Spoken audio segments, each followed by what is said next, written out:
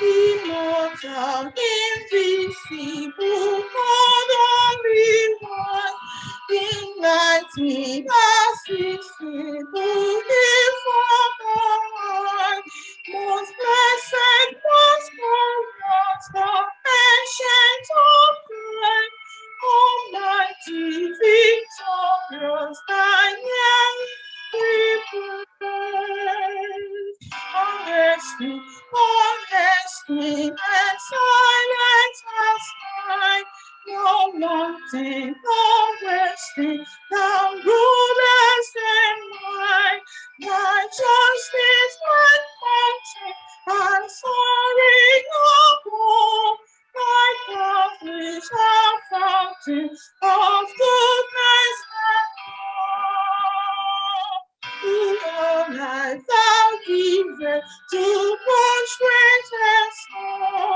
In all life thou livest, thou true life of all. With us and flowing, as leaves of the free, and with and faring, but not changes free. Great Father of glory, your founder of light, thine angels adoring, unfailing the sky. Oh, praise we will bring, oh, help us to see, 'tis only the splendor of light's blinded feet. Amen. Let us pray. Our Father and our God in heaven, we thank you for this morning. We thank you for your leading throughout the week. We thank you, dear Lord, for the privilege to come before your awesome presence to worship. We pray, dear Lord, that our worship this morning will be acceptable in your sight. We also ask, dear Lord, that today we will be blessed, and everyone under the sound of my voice and those within their household will be blessed today for coming here, for also worshiping you, dear Lord. We pray that as the people who will be speaking to us today, as they begin to speak to us and minister to us today, that we will learn more of thee and drop some things that will not be beneficial to us. Be exalted, be glorified, because we pray in Jesus' name. Amen. Amen. Lekos de mabuz kanku munne. Marasu unabiala. Anye kelele onye nwanyị loduru anyị. Kemgbe sabati gara aga bedukwala sabati kegbo kịta. Anyị abịa taa bụ ịkpụ isi n'ala nye dịka ọ sị ma anyị mee. So, mara sị na-eji m aha Chineke da-anabata onye ọbụla la nzukọ nke ụmụnne. Da-asị ka amara Chineke bara mmadụ niile ụba n'aha Jesus Christ bụ onye nwanyị. Amen.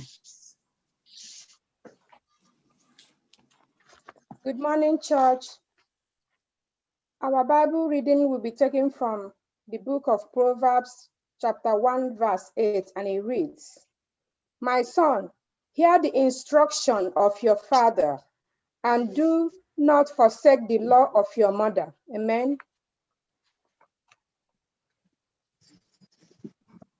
Amen. The Lord is good all the time, and the Lord is good.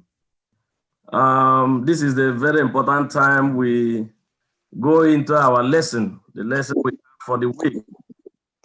This quarter has been very wonderful. The lesson we have centered on education.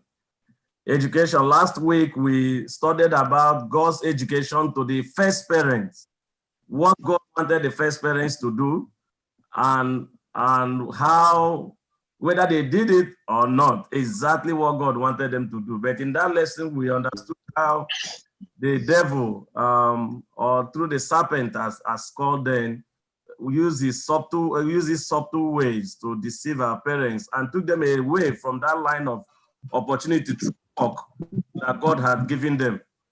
And in today's lesson, we are studying about another part of education, And this education now is not only God's role, but it's going to be your own role and my own role, and not away from us, but in our various families. Because the lesson is looking at family first. Our families are strong in unity, harmony, along with our children. That means that we have a better community, including the church. So what is your role? What is my role? How do I talk to my parents, my parents? And how would parents talk to their children? And as a child, what is expected of me, my family? And as a parent, what would be of you? At the end of everything, what does God require of you as a parent? And what does God require of me as a child in the family? I'm not going to teach a lesson.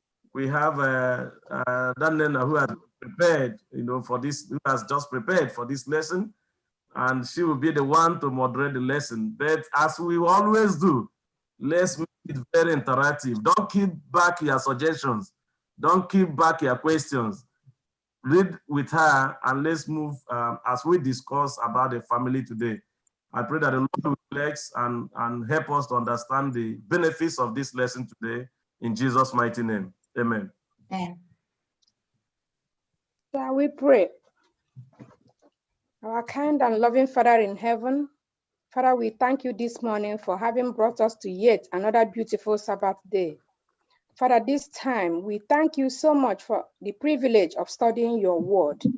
Father, we have come as we are. We are empty, we are hungry, and we are wretched and poor, and we are thirsting for that bread of life, which is your word.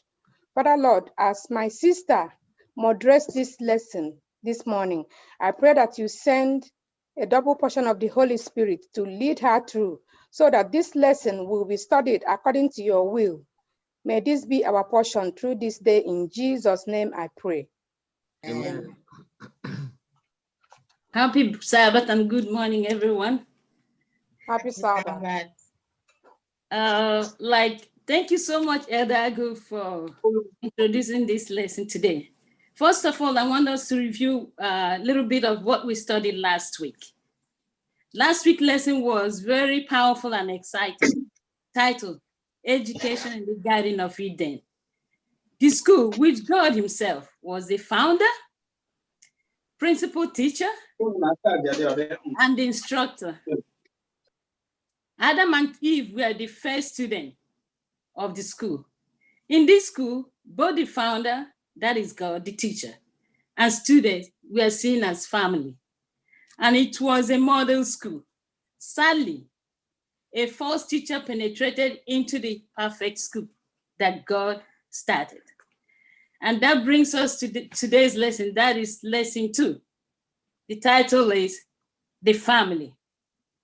Family is the first place we learn the first lesson about ourselves, about God. Let me go through our memory text again. That is taken from the book of Proverbs 1 verse 8.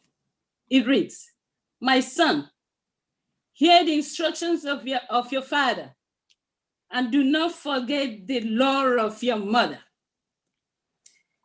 It is simply saying that fathers and mothers should instruct their children about God and the lessons of life at early stage before the child goes outside to school.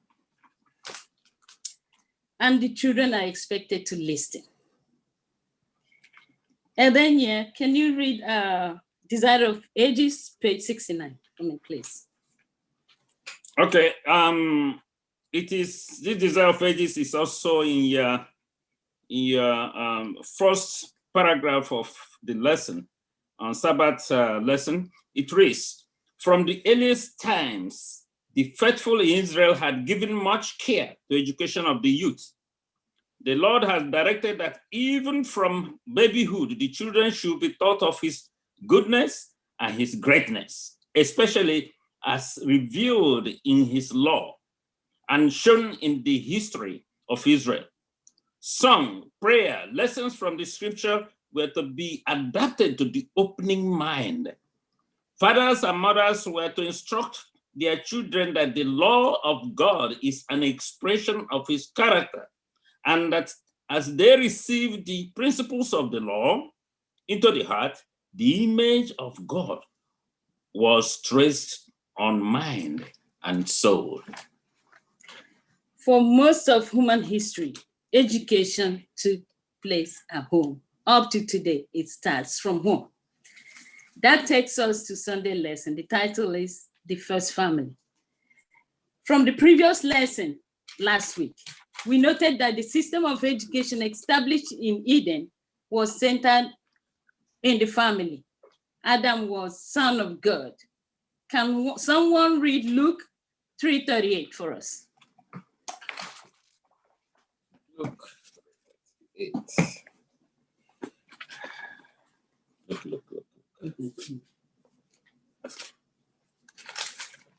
Luke chapter 3, verse 38. Anybody can read it. The son of Enos, the son of Seth, the son of Adam, the son of God. So Adam was the son of God, and we are the son of God, of God. We are the children, daughters, and sons of God. So Adam and Eve received their education from their father, God. So it means that the family was really like Adam and Eve, we are the children of God. So God himself established the teaching, and he's the one that taught Adam and Eve in the Garden of Eden. That is what we're expected to do today as parents.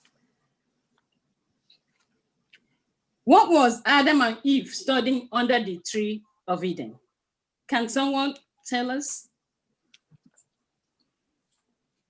Nature. Yes. They had to get familiar with their environment and to know who God is. Good. They were studying nature, as my sister have said it, and my friend, the wondrous works of God, which is perfect. Laws and operation of nature. They were studying creation. They were seeing the creator behind them and the nature that God created. They were The tree studying of life. geography.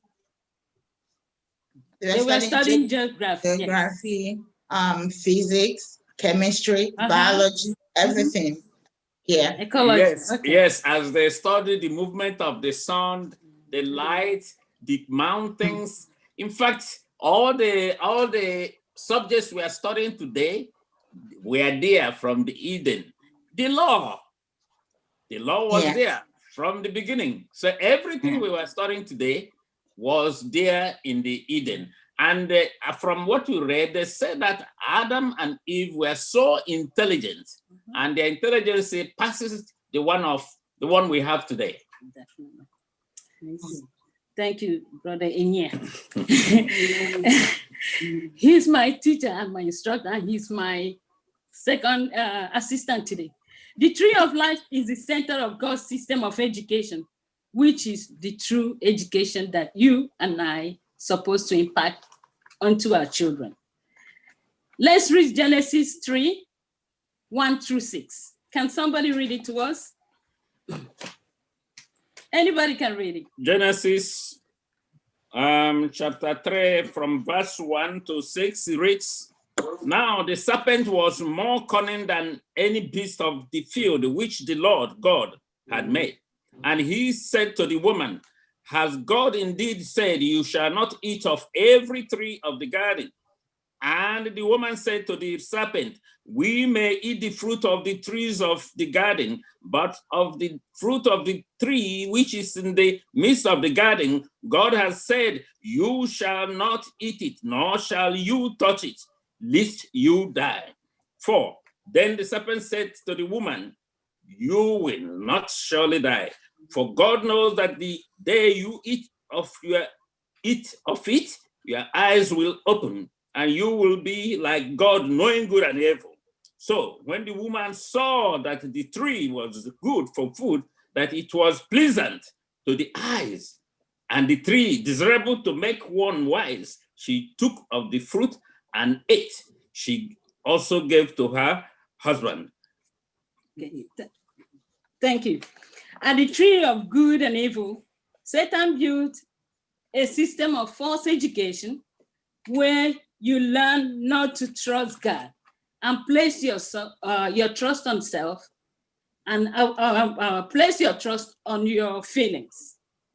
After the fall, we know that Adam and Eve had children, Cain, Abel, Seth, and he had daughters, but the Bible never told us the names of the daughters. What do we think that they were teaching them as a family? Can we read Luke 10, verse 27? Luke 10.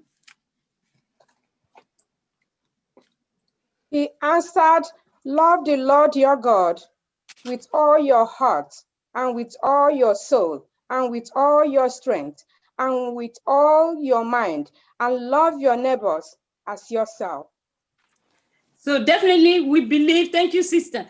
Definitely we believe that Adam and Eve were teaching their children about creation, Eden, their relationship with God before they fall, their fall and the plan of redemption, the love and the promises of God, also to love God as their creator and to love their neighbors. They taught them about faith, obedience to God. Today, as parents, as Adam did, we should make it as a priority to put God first in our homes. We should let the children know that God is our creator, he's our all in all, before they leave home. Even if they leave home, abandoning it on the process, it will still be in their mind as they get older.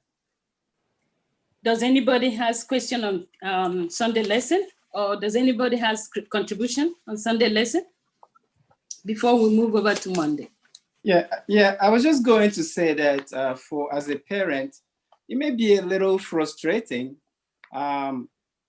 if we have put in all the effort, if we have done everything we know as to bringing up children, and as they grow up, you see them wandering away from all the instructions that has been given to them. In this lesson, we will find out that it wasn't too far away from the first families. When we read the story of Cain and Abel, our duty as parents is to continue to give those instructions as the Bible has led them out, and then hope for the best and continue to pray for the children that we have brought up. And also that God has created us with free will. We have the freedom to choose. Adam and in fact, let me come to their children. Abel and Cain, we are given the same instruction from God, but because they have free will to choose, Cain decided to choose differently. He decided to go the other side. So today we may have 4 kids at home or 3. We give them the same education, the same upbringing. You see, some of them we follow the family religion, but there must be one that will be different. What do we do? That is what God put in man, freedom of choosing, choice. So the only thing we have to do is to pray for them. So I'm asking, does it mean that this failure is inevitable? Because when you look at the Garden of Eden, where God himself was the teacher, Adam and Eve also failed. You look at Cain and Abel, that are learning from the people who learned from God himself, they also failed. So does it mean that failure is inevitable in our lives? It is not inevitable. Sometimes we bring up our children the way they want it. And sometimes you have a home where the father does not know God. But that child goes outside in the environment, goes to the church and learn the better way and become somebody better than the father. So why did the people who learn from God himself, why did they fail? Because we allowed Satan. Because of the free choice God has given us. Satan used that opportunity to penetrate into us. Yes. So that is what happened from the beginning. Yes. And from the beginning, the great controversy was there. Has been there.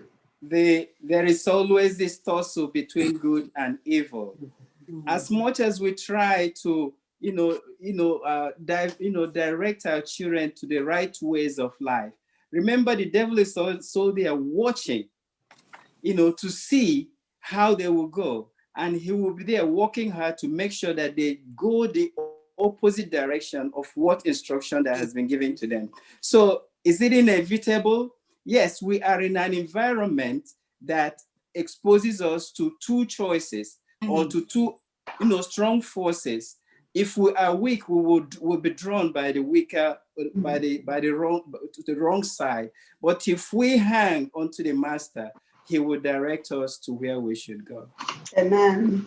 And I will also say, in addition, a little thing, please. We wouldn't just use Adam and Eve and Cain and Abel as the yardstick or parameter. Even at that time, there were people who did not fail. Adam and Eve were the first parents. Remember, there are people who, disciples of Jesus, Peter, and all that, and they are taken to heaven. They listened. They went the other way. They had the opportunity to choose, and they chose rightly.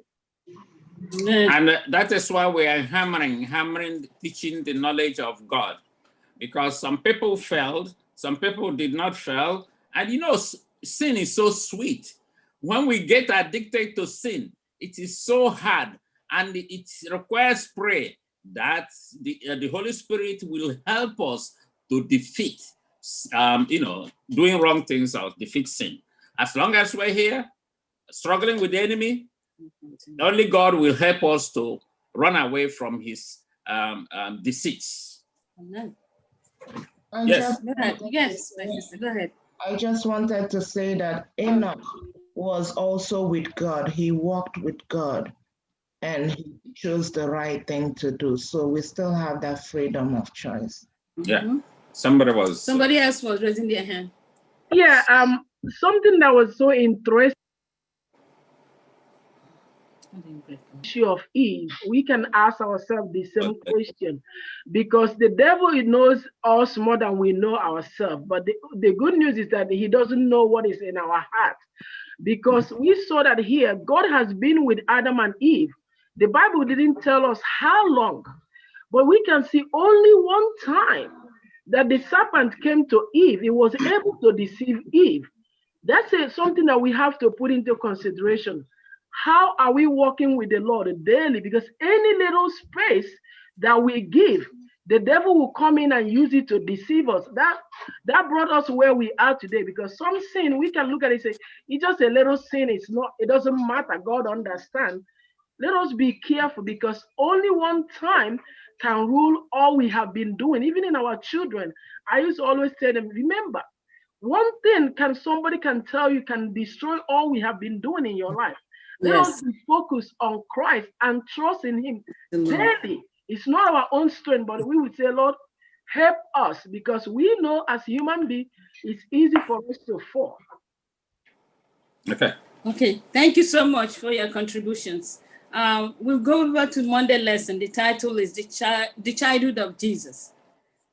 This particular writer and this lesson is telling us that the scripture gave little information about growing up of Jesus or on his childhood. However, we have text that is telling us the characters of his earthly parents. That's Mary and Joseph. Can someone read Matthew chapter 1, 18 to 24?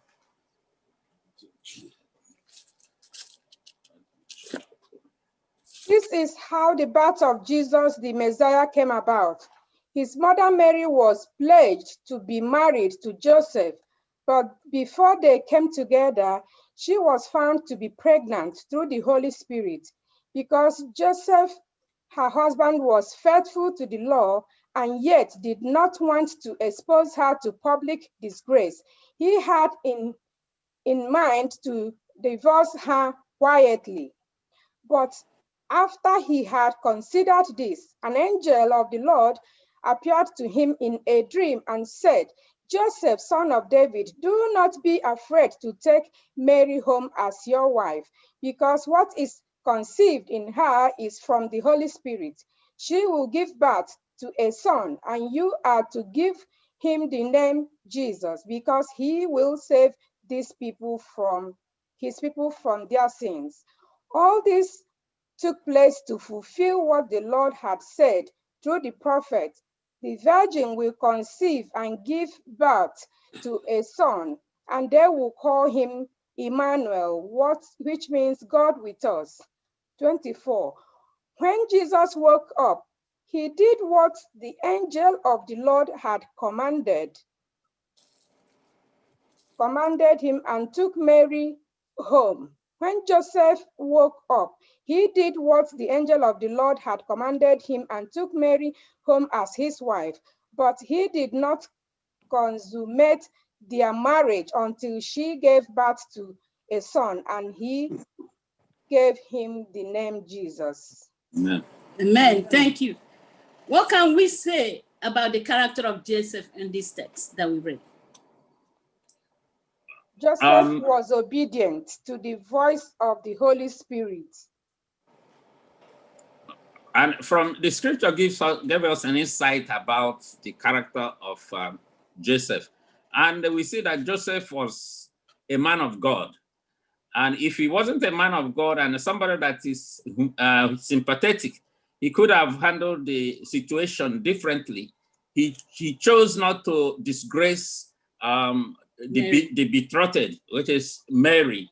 So you can see that Joseph handled the situation very graciously, and that shows the character of the parents of Jesus.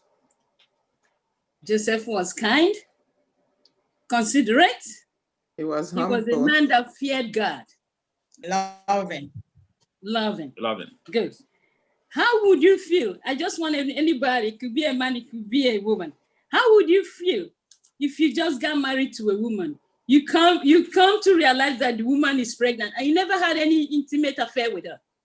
How are you going to feel as a man? Disappointed. Angry. Betrayed. Angry. I will not marry her again. That's the end of the marriage.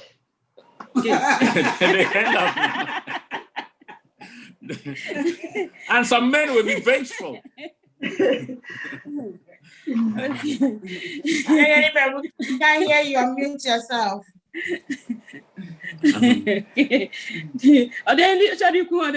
Does anybody was trying to say something?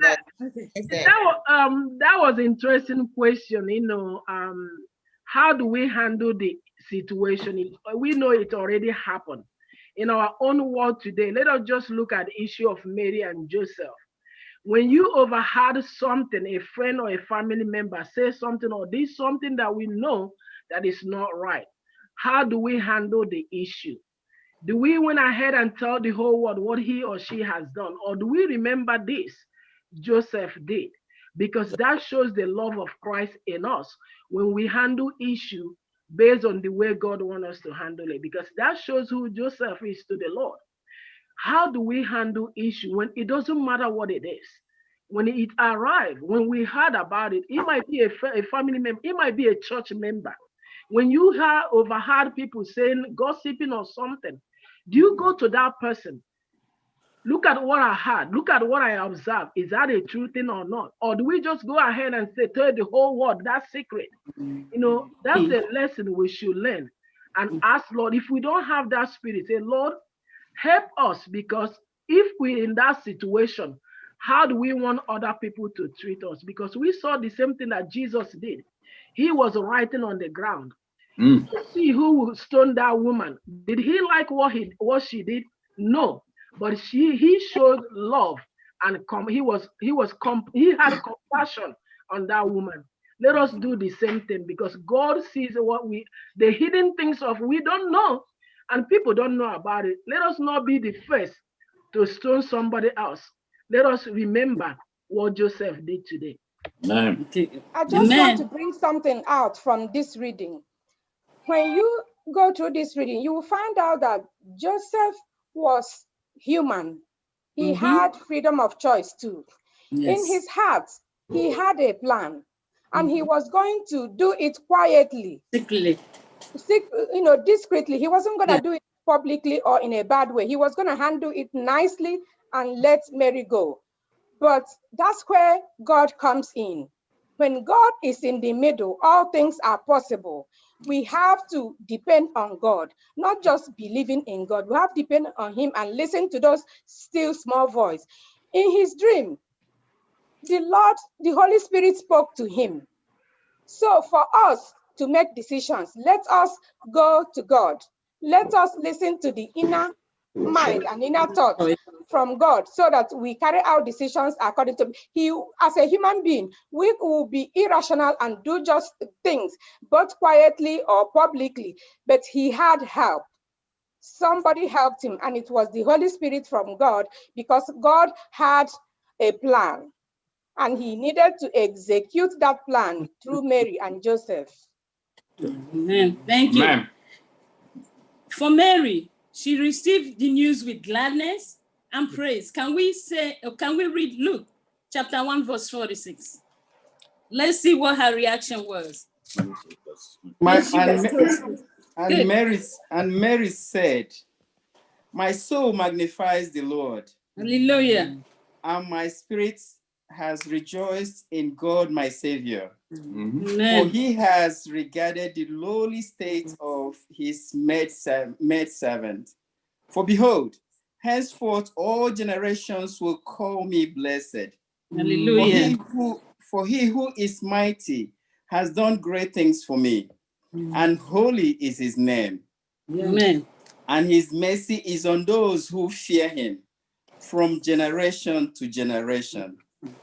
He has shown strength with his arm. He has scattered the proud in the imagination of their hearts.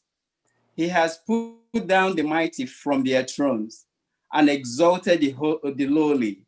He has filled the hungry with good things, and the rich he has sent away empty. He has helped his servant Israel in remembrance of his mercy, as he spoke to our fathers, to Abraham, to his seed forever." Amen. Can we remember somebody in the Bible that used the same kind of praises Hannah. as a woman? Hannah. Thank you. Then can we find out how Jesus got his instruction from his earthly parents? Edenya, can you read Desires of Ages, page 70 for me? It's still in Monday lesson. Monday lesson is on paragraph 3. It said, the child Jesus did not receive instruction in the synagogue schools. His mother was his human teacher. From her lips and from the scrolls of the prophets, he learned of heavenly things, the very words which he himself had spoken to Moses for Israel. He was now at his mother's knee. As he advanced from childhood to youth, he did not seek the schools of the rabbi. He needed not the education to be obtained from those sources. God was his instructor. Amen. When Jesus was found, we can remember when the Jews used to go to Jerusalem. Every year, it's like we go to camp meeting every year. When they went there, they went back home thinking that they were with their son, Christ, but they couldn't find him. The parents was very distraught. They went back to the temple. And that leads us to when they found Christ, they went to that temple and they found him sitting with the elderly people, the Okachamara of education in Jewish culture. When they found Jesus in the temple, his parents, and he was sitting down there listening, asking questions to the rabbis, and they were amazed by his knowledge and wisdom that he acquired. Remember, the main instruction, the all-omnipotent God was the one instructing Jesus. So I'm going to read Luke 2 verse 40. It says, and the child grew and became strong in spirit, filled with wisdom. The grace of God was with him. And there's always a tendency for us to listen and observe and be able to contribute in any situation we find ourselves. That is what God is teaching us today. Christ is teaching us to sit down and listen. That takes us to Tuesday lesson, communication. Teacher, Any contribution? Can I just add a word to your voice? I love it. All right. When you talk about education, it is very important for us to note this, that when a child is born, according to psychology, that child's brain or mind is just like a tabula rasa, and nothing is written on it until we, the parents or the immediate environment, begins to write on that child's memory. Whatever you write on the child's memory from the age 0 to age 6 sticks in that child forever. Yes. That is why in the Catholic dogma, they believe so much in the fact of catch them young. When they are young, teach them. When the Bible says, train up a child in the way he should go, when he's old, he will not depart from it. He didn't miss words. Because if you miss it at that little age, even la langwa anyambo ege baji akaji mfuta mega foga ba akaji a mtiake antiba ogagera hebakuyala la hogeji bako. So that is how a child is. If you don't train that child at the younger age, that child is gonna miss it. So Jesus Christ was taught by his parents while he was still there at home with them, and he grew up with what they taught him. So parents, teach them young. Even some parents go further than that. When the child is in the womb, they begin to sing and read. And when the child is born, they will put music around her crib or his crib. And these are a way of educating the child, and they talk to the child. Yeah. Okay. Any other contribution? Go ahead. Okay, go ahead. Okay, let's go over to Tuesday lesson, communication. If there is nowhere we need communication, is in our individual homes. Communication, relationship, and understanding is the key to every education. Good relationship must exist between you and your teacher. I'm going to tell you a story. When I was in high school, I hated the teacher. I couldn't stand the teacher that taught geography. So every time this guy comes in, I'll just sit down there because I was meant to listen and sit down still. I wasn't going to react like maybe children of these days. So I'll sit down there and then my mind will go away from there. But I'm sitting there at the end of the semester. You try to struggle to see if you can pass the exam. So because I never had that relationship, that thing never sticks into my head up to today, geography. I just did it to pass the exam. That is how good relationship is good in everything you're in any relationship you have with anybody, be it your husband, be it your children, be it somebody outside. You have to maintain that good relationship for that communication to take place. Good relationship must be built in order for that communication to go through. Let's see things that promote biblical communication. Can someone read Proverbs 18:21 for us? Proverbs 18:21.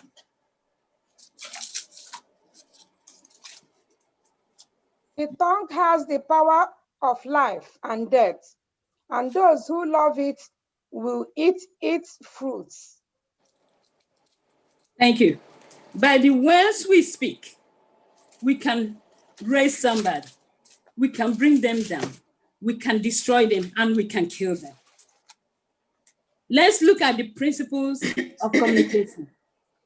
One is listening, thinking, practicing honesty, reacting in love, and acting. Let's see what listening is saying. James chapter 1, 18 and 20. Can someone read James 1, 18 and 20? Another person should get Proverbs 10:19, please. Proverbs 10:19. Yes. He chose to give us birth through the word of truth, that we might be a kind of fruit of all he created. 19. My dear brothers and sisters, take note of this. Everyone should be quick to listen, slow to speak, and slow to become angry. And the Proverbs 10. Proverbs 10:19. Proverbs 10:19 says, in the multitude of words, sin is not lacking, but he who restrains his lips is wise. So we have to listen first, then before we say something. If somebody is talking and you just interrupt the person is going to be shut down. So you will not be able to, she will not be able to say, or he will not be able to say what they want to say. I work with mothers and babies up to 2 years.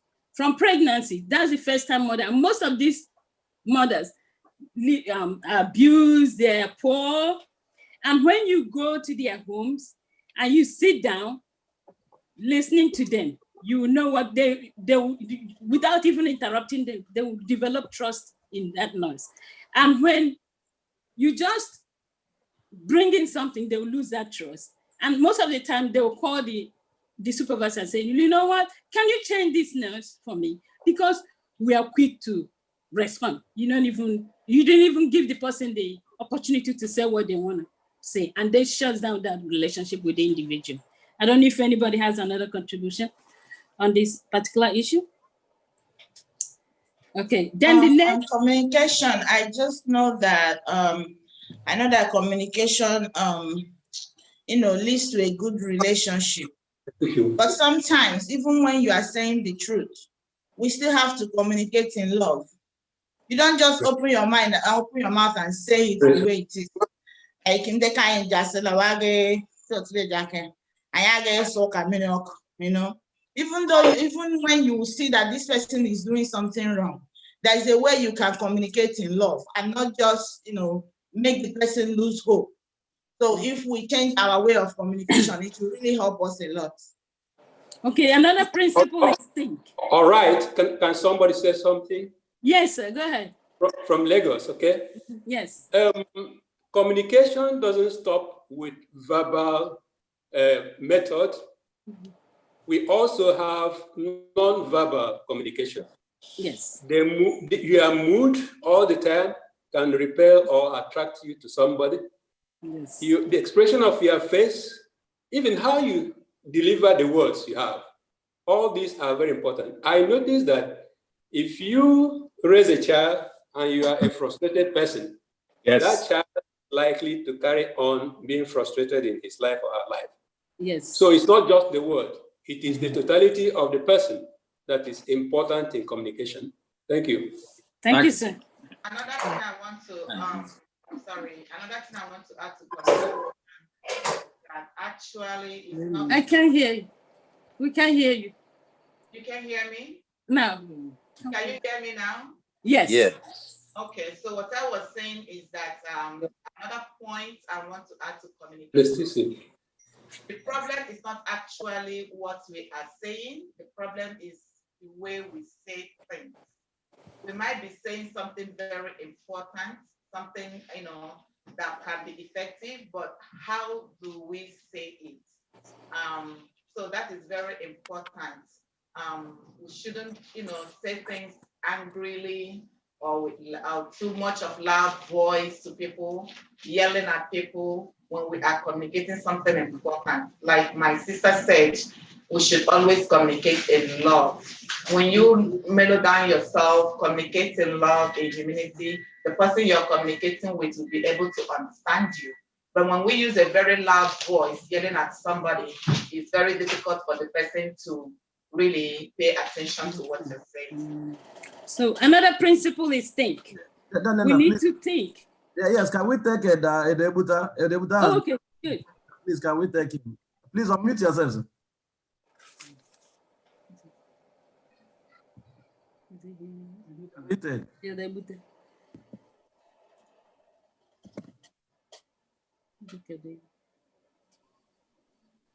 Okay, good. Go ahead now. Okay. I think I've made my contribution. No, can you say that again, sir? Okay, I should say it again. Yes. No. I was just saying that in communication, we tend to emphasize the verbal and leave out the non-verbal. We have several ways we can communicate. And I gave an example of your mood. If you are always repelling in your mood, those who are around you will do the same thing. The same thing with the way you deliver the words you speak. They matter a lot. Okay, so you have to take all this into account when communication is in process. That's all I said. Thank you very much. And you know, this communication also is like two-way traffic. And you talk to someone and the person also responds. So I think communication will not be effective if you're talking to yourself. For it to be a communication, that means you're communicating to somebody. So in response, I would say that it is always good for us to, take that breath in before we respond, and not respond when you are angry, because we tend to speak those hurtful words when we are mad, when we are angry. So if we can take our time and then relax before we respond, it also helps. Thank you. Another principle is think. We need to think before we speak and allow God to filter our words. That is very, very important. We need to be honest when we are having good relationship or communication with people. This we can read in Proverbs 12:22. And we have to react in love as others have said it. And we have to act. That means we need to do what we say. We need to always follow the words in action, especially when you're at home, when you're dealing with children, and when you're dealing with any other person. Can someone read 1 John 3:18, please?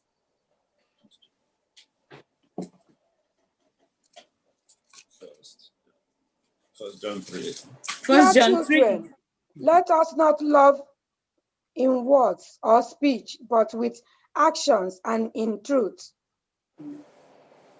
Okay, do not say something that you will not do. That will bring distrust in any relationship, especially the children, because you are their role model. They are learning from you. So if you say something and you didn't do it, it's a problem. It's going to be a problem in the family. And that will take us to when it says lesson, which says the role of parents. Can I just say something before you go over? Yes, one thing I noticed in the center of this lesson, I'll just read it to you guys, to us. Relationships are established and developed by means of communication. When Christians do not communicate with God, such as by reading the Bible or in prayer, their relationship with God stagnates. Families need divine guidance if they are to grow in the grace and knowledge of Christ. What am I saying? When I studied this lesson, this place touched me. Sometimes we are so busy. Communication is very important in every aspect of life. In the family, like the moderator has said, and with God also. If we do not communicate with God regularly in prayer, we will become stagnant. That is the only way we speak to God, communication, praying. And if we do not call our family together in worship, in reading the word, we will stagnate, we will fall apart.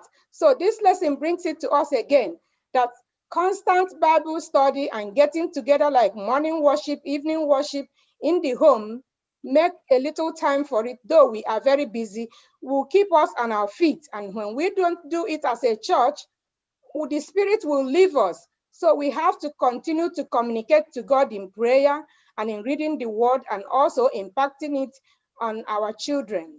And as we do that, we will not become dead and we will not become stagnant, because a praying church survives and a praying family survives also. Thank you. We're going to conclude this Tuesday lesson by reading the last paragraph on the Tuesday lesson. Can you read it, please? Yeah. So it's taking the time to sow the proper seed of communication will not only prepare family members for a personal relationship with Christ, but also help to develop interpersonal relationship within the family. It will open up channels of communication that you will be glad you formed once your children reach puberty and adulthood. And even if you don't have children, the principles found in these texts can work for all kinds of relationships. Thank you. Then Wednesday lesson, the role of parents.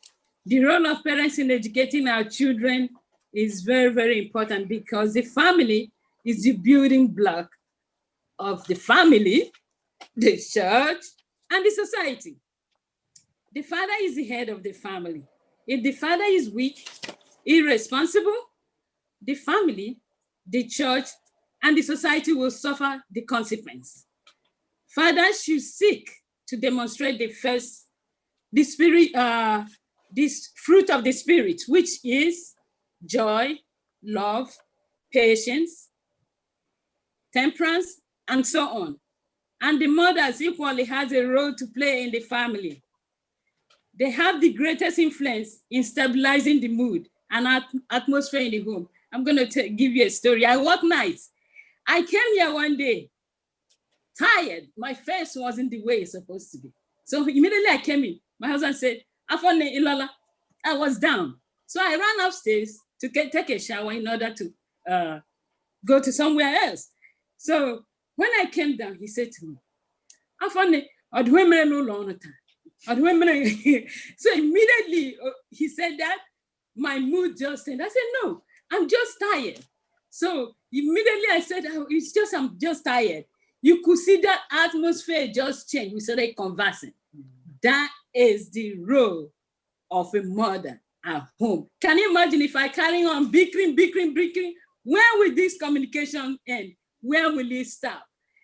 What will the children do? They will just, every time there is trouble in this home, it's not a good environment for a growing child. Both parents have to respect each other. We need to love each other. We need to understand the role of each person in the home. The role of mother is different from the role of the man. And we need to join our hands together to be able to raise our children. We should show good example to our children. That is to love and respect them. That's the only way we can build good home. Children will listen to you and ignore you if you don't do what you say. If you come back and say, you should do this, you should behave, and you go out and in front of them, you're not behaving, they will say, what kind of father and mother is this? That is, you have to really show good example. Let's read Romans 13 and 14, please.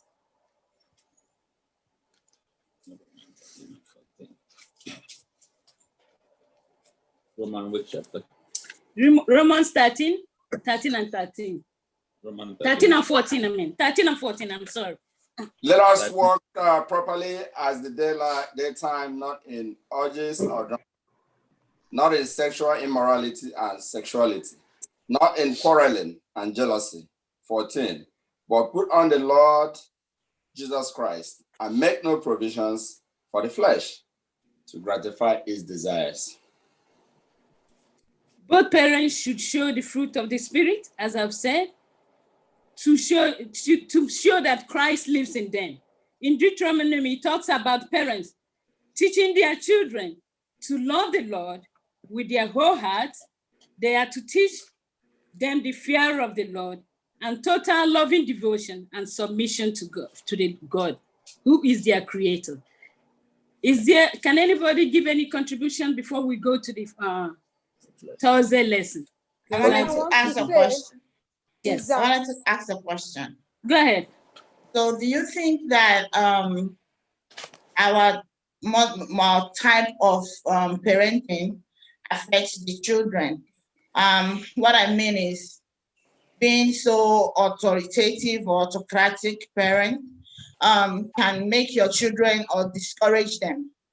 Because sometimes you see the children just doing it because dad wants us to do it. It's not as if they're doing it because they know it's right. So do you think that some pattern of parenting can discourage the kids? Yeah. Can anybody answer that? Of course, yes. If we are so autocratic, not speaking to them with love, they will not trust you. They will not do what you are asking them to do. And that is what this lesson is teaching. We should show by example.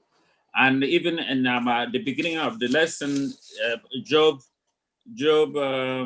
it's Proverbs 1:8 says, "My son, hear the instruction of your father, and do not forsake the law of your mother." Now, the other, in fact, I was looking for Job, where it says, let me see. Okay, the thing is that the parents should not provoke their children. By provoking, it means that the way you speak to them, you should have to have respect for your children, and in return, they will have respect for you, and they will listen to you. So that is what this lesson is saying. If there is conflict every time, the children will grow with that, and when they go out, they become like that. They be sure that they come from a family that is having quarrel conflict every day. So that is why it is very, very important. People raised in Christian home supposed to carry the character of Christ and go outside to show them. Yeah, teacher, I just want to add something. We're talking about what the parents would do. We also should know that when you read Mrs. Clinton's book, it says that it takes a village to raise a child. It's not just you alone. Other parents, other relatives are also part of the parenting process. For example, we have most of these issues. A child will go to church or go to school, and something will happen. As parents, they bring it back to you. Instead of you coming down and encourage the child and caution the child, you will start cussing out the other parents or cussing out the teacher or saying something that is irrelevant. That's not the role of parents. The role of a parent is for you to bring that child closer and discuss with the child and tell the child, yes, this person is also trying to help you. This person is not trying to, destroy you or to, intimidate you. This person is also helping you. So when you're gonna go and tell the child, hey, who did my child? I'm going to do this. You know what you're doing to the child? When he grows up, he's gonna do exactly the same thing. Nobody else will talk to him except you. So when we're talking about parenting here, we're gonna also refer that relatives and others who might not be part of family are also part of the parenting process. That's all I want to add. Yes, I have something to say also. In as much as we try to model good behavior to our children, train them up when they are young. We know these days that when they grow up at a certain age, they will turn back to teach you. Instead of listening with wisdom, trying to get the instruction you have instilled in them, they will now tell you that they know better than you do. You don't even know what the word is saying. You did this 20 years ago. Why are you telling us this? They will turn back to teach you. Just like Jesus Christ listened to those doctors, those people, those rabbis. He listened, then the way he responded, instead of them taking the information, they wanted to gain Jesus to their side so that he would come and instruct others. Instead of bending down, being reformed by what Christ was trying to redirect them to the prophecies and the events leading to the coming of the Messiah. They weren't interested, just like most children today. They're not interested in what we are telling them. Rather, they want us to go their own way.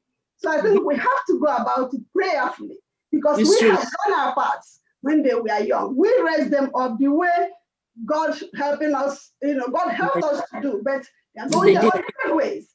And some of us feel so guilty. Who knows what I did wrong? Who knows what I didn't do? God forgive me. We will always live with guilt. But sometimes let us stop killing ourselves. It is not our fault. They have that free will to do what they have to do. Just pray for them. Role of parents in the Bampa who the FirstIgbo as a church. The role of parenting. Chore Kambola, Obulo Bazrani, Adapian Piampia. Apia Crow, Yagimpe Chakwa, Quega, and make Ask Babu, may spare ya the rod. and the child will be lost. Bo 21st century. Nwadom dị iche ka ndị mkpa ahụ mbụla. Ihụ na otule eji ekwuru mmadụ okwu, anyị alile kwesịrị si ifuru aja ahụ anyị folie ya, ya mfọla anyị ụfụ. Anyị amara la efo ya onye ọdọ ma ịbụ nwatakịrị ma ịbụ oke mmadụ na ọ ga-efi ụfụ.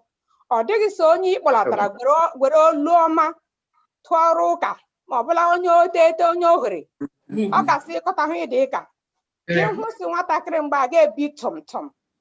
Ọ bụghị bịa chọọchị, gbuo ọ bụghị itelu ụra, gbuo ọ bụghị ga-abịa ebi tum otu ya ele ma ga-abụ ya hụrụ ya agata ụwala obe a ya esi ya mmekwa gbuo ga-ebi tum ga-emefọ ya n'ihu ndị mmadụ. Ọgwa m si ma ogwe m ma ogwe gị anyị ngwere olu ọma rita mkpụrụ obi ụmụ anyị luru n'ihi hụ agbanweela. Anyị gharakwa ide ebe n'ihi ogwe anyị azụọkwala ụmụ ịzụcha wee kpọrọ wega chọọchị ehi niile mesi hụ ọbụla ị kwesịrị ime. Enwekwara we freedom of choice ma ekwerefu uwe ka ịkara ọrụ dị your role as a parent ga-abụ igbere ikpere bụ ikwela ala dị ekpe. Ejikwana azụcha ụmụ azụcha n'ihi nne m na nna m dị n'ụlọ gara azụ akwa m du taa. Ọ dị ikwe ndị a n'olu m phone call mara wela bụ ha ma o ji abụ Bible reading la ịgụ uri akọtasị lezie hụ anyị m gwara nwa oge fụ ntị na ụmụ m na-agakwawa ige ntị ka bụ ngozi m dị ịnatala aka we betu m dị ka mbụ olu dị nro asịlabaụsị mmanụ ete manụlọ ọkpụkpụ ọ bụkwala o ji abụ ga-enwe ike nweta attention nwa ahụ ga-akara ekpere ya ekpere ma oge fụ. Continue to pray for that child. Your role is to pray. The church is to pray for our children. Every children in FirstIgbo, ndị niile dị na FirstIgbo bụcha nne wela nna we but ihe nwere agbọkawa ahụ ọ gaghị ibe nya ị ga-ide ekpere wee ekpere dịkwa correct in love. And as we do it, Chineke gị ji aka ya ngazie osisi ndị ala ngazifuru angazi.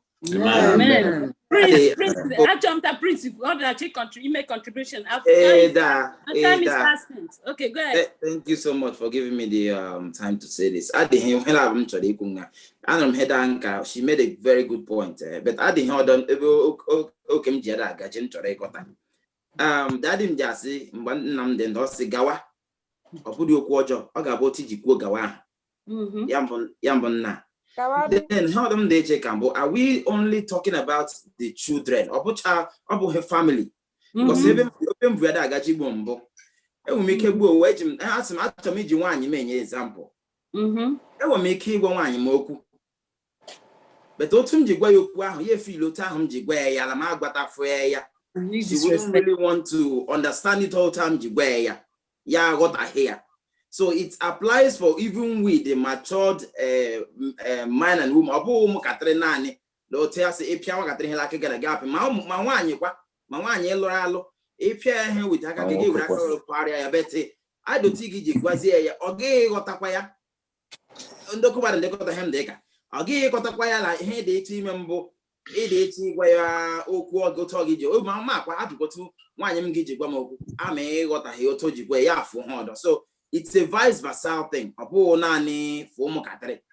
Mando Comadaqua. Thank you. No. And that leads us to the conclusion of our lesson. Okay. There, can't I'm so sorry, I didn't see your hand on time. Yeah. Let me tell you the truth. In home, well, the father or the mother says, I know it better than you.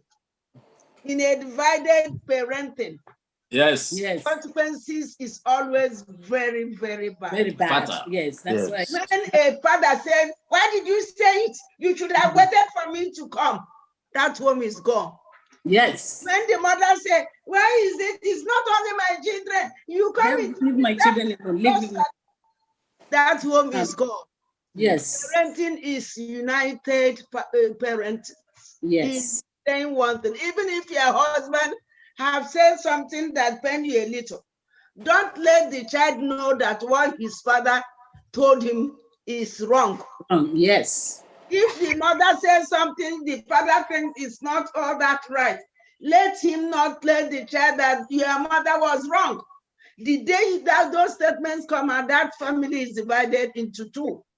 And when the family is divided into two, even if you are a doctor that, and your husband is not that doctor, please guide your children in unity. Amen.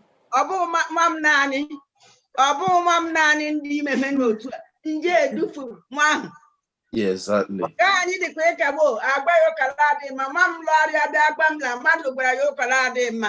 Before my go over, I make my honor Lord women. More this him on Lanya. I make Mamakim. Onye is Lord, he did Anya Holanya. Onye na half of Matakana gave to Anya moment that we see near land. I'm not going to finish it by now, but I'm almost done. Able to reflect Matthew Ngrani. Parenting is not the father and the mother alone. Everybody that is older than that child can parent that child to God. Amen. Amen. Amen. Okay, to Thursday. Okay, Thursday lesson, lest you forget. I'm going to read the book of Deuteronomy, chapter 6, verse 7. And it says, you shall teach them diligently to your children, and you shall talk to them when you sit in your house, when you walk by the way, when you lie down, when you rise up. God wants his love to permeate into our homes. Let it be what we continue to say constantly. Teach them how God loves them. As we do this, may God help us. In Jesus' name I've prayed. Amen. Any contribution? Yes. Yes, So I wanted to say something. Go ahead. If I'm allowed. Go ahead. Go ahead. Okay.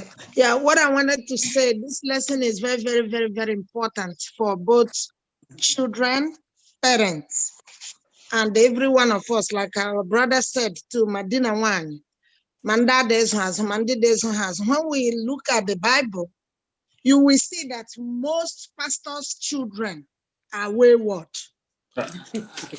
Yes. Excuse me to say that when we go back to check it, even Monday is in charge. Mando mo wangragaria is in charge, and then maybe they are just a living example. Yastic for us to know how to train up our children. And just like the Bible says, spare the rod and spoil the child. And our community, makes us know that some parents are so bad that you have no right to redirect their children. To do it. They are not in different places at the same time. Other people should be our eyes to see what your children are doing. So it is that no church FirstIgbo a ụfọdụ won ga-eso ngwa sụkarịa su Igbo sụkarịa amụkwara webe na but ndị ihe ndị mbịaduru yesterday mbịarute wada eme ka adịwa anya nsị so ya bụrụ otu eji raise ya ha. So what I'm saying, ọ bụ a community effort to raise a child, and when a parent sees that no one notices something not good and is happy to bring up that child, correcting that child should not cause a problem between family and family. Why should you talk to my child? That's not what the Bible is telling us from what I read from this this week's lesson. So let us all know that we have a contribution to make. No person's distance. Oh, where the parents is in name. That is why and one other thing, not all the time. Our time is fasting. Round up our time on yes, I'm rounding up. 1 minute, 1 second. So I'm going to hang a call for gay Bakashana Bakashana Komara and he need be serious about it. Because you're gonna cook with love. There are times you step out of love for your child to know that you are serious. Thank you. Thank you. I just wanted to say something that I just wanted to say that I am really. You need to sing, please. Yeah, we have 3 more. We have 3 more minutes. After go ahead. Okay, I just wanted to say that I am really proud to say that I come from where I come from. Because having lived in this country for the few years I've lived here and having worked with children myself, I've seen that the kind of training we got or we receive from our parents is really like 100% okay, good. I am happy to say that I am a Nigerian. I'm from Abia State. I'm from Ungwaland. Because the way we were trained over there, I'm seeing the way children here behave. I'm seeing the way children here talk to people. And I'm saying that thank you, Lord, that I come from where I come from. And it's just like an encouragement to tell us that what we are doing in our families, the way we are trained, that we should continue to train our children that way. It is really good. It is really beneficial to the community, to the society, and to everybody. Even where I work now, people look at me, they say, you going to church? You going to church? You still go to church? Oh my God. And when I sing, people look at me, they say, oh my God, I like the way you sing. I like the way you, I talk to people, I preach the gospel. And you see some people, 40 years, 45 years, they've not been to church before. They don't even know anything. They don't even like their parents. They don't, the things that are happening that I'm seeing, I don't know if it's because I'm new in this country, like the things are so crazy. So I'm just encouraging our parents, our people to continue to train our children the way we were trained, the way we were brought up. It's really good and it's really going to help. You think that they're not listening? They are listening because our children too, when you see them the way they behave, is different.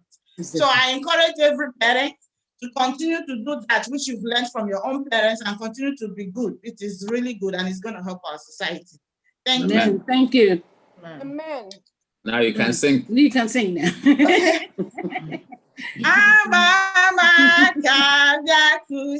Jesus.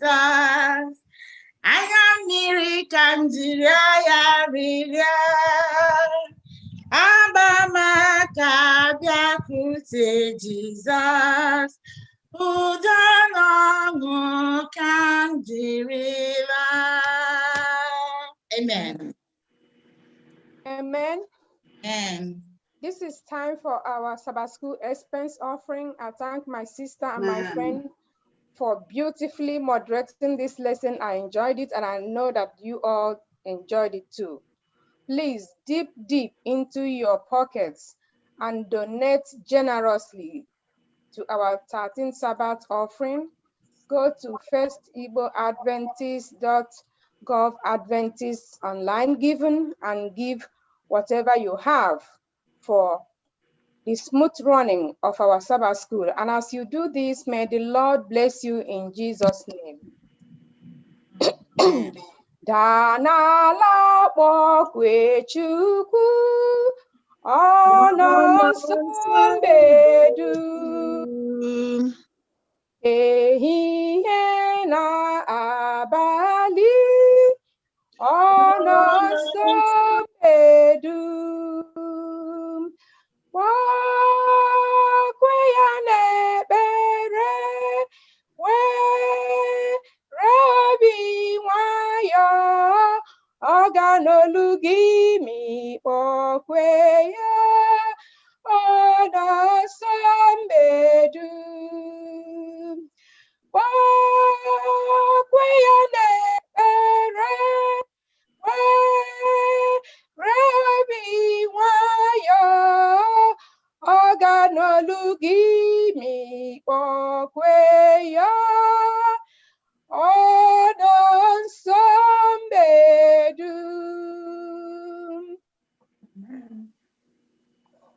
Amen.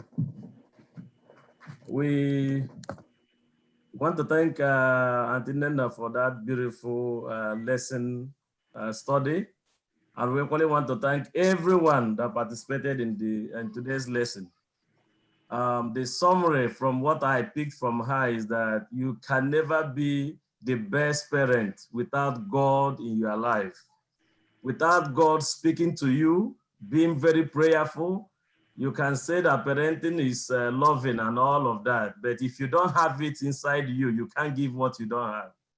And it's our role. The lesson is telling us that it is our role to impart our children. And there's just one thing at the beginning that somebody said, that when we came out from our mothers, we came with an empty brain. it is from us, the parents, that the kids will start learning. Odeka ndị amụrụ n'ụlọ ebelarị asụ bekee nga nọkwa sụọ Igbo your children will start speaking Igbo. You wondering how did they get it? They got it from you.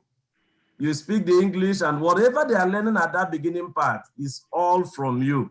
So what he's saying is that we should be the best role model for our children.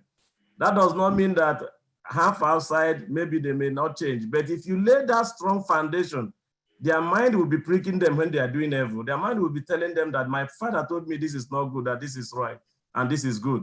You know, so the lesson is just telling us that we should be the best parent, we should take care of our families, and we should always love them, pray for them, and have effective communication. Not us as parents, but every other adult around us should be able to educate these children. Talk slowly, listen before we talk. And we talk the most effective way that we can communicate to our families. It was a very challenging lesson. I just appreciate that Nena for moderating the lesson and all your contributions. And I pray that the Lord will continue to bless every one of us in Jesus' mighty name. Amen. Amen. We will now bring the Sabbath school to a close by singing from SDA 152. SDA 152. Tell me the story of Jesus.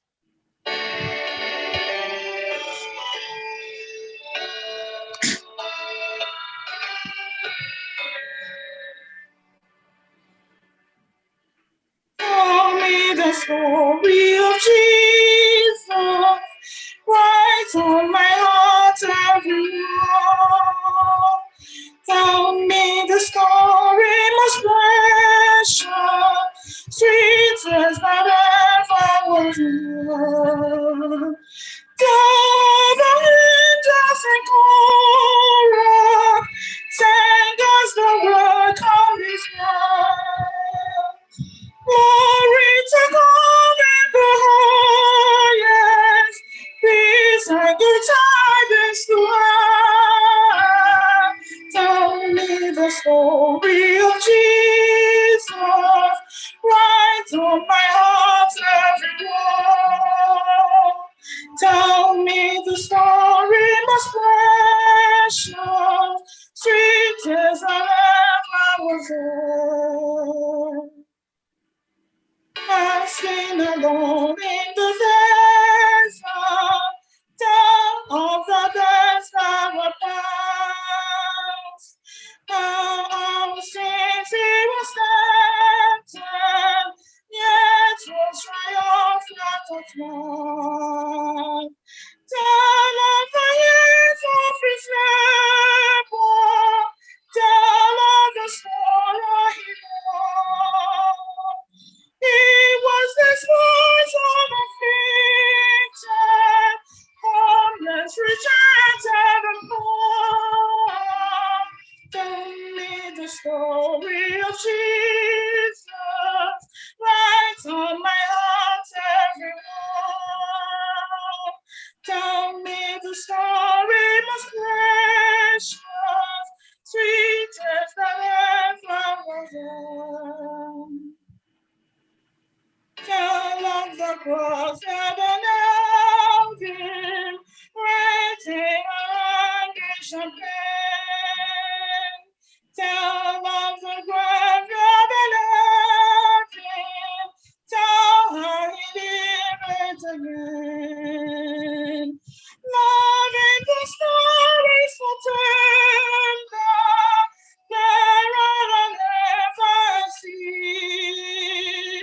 Stay, let me weep while you whisper, love is the ransom for me. Tell me the story of Jesus, right on my heart everywhere.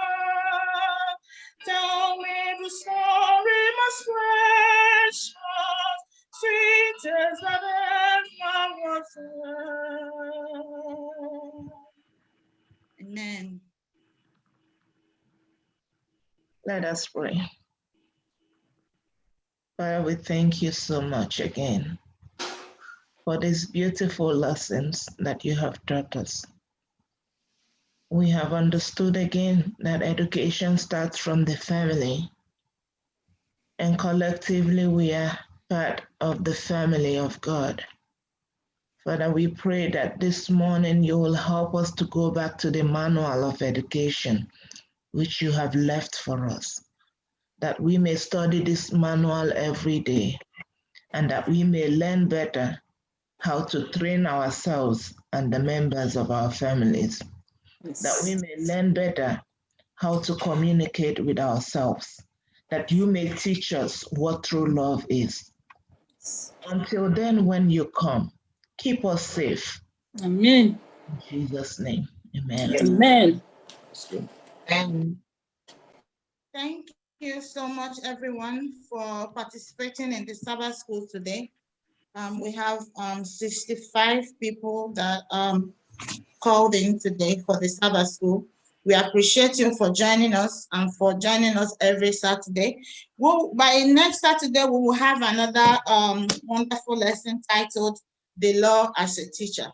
We urge you to please keep a date of with the Sabbath school next Saturday. As you do that, the Lord will continue to bless you and your homes in Jesus' name. Amen.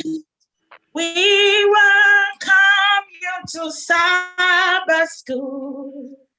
We are happy that you are here. Happy Sabbath day. Happy Sabbath day to you all. Till we meet again. Amen.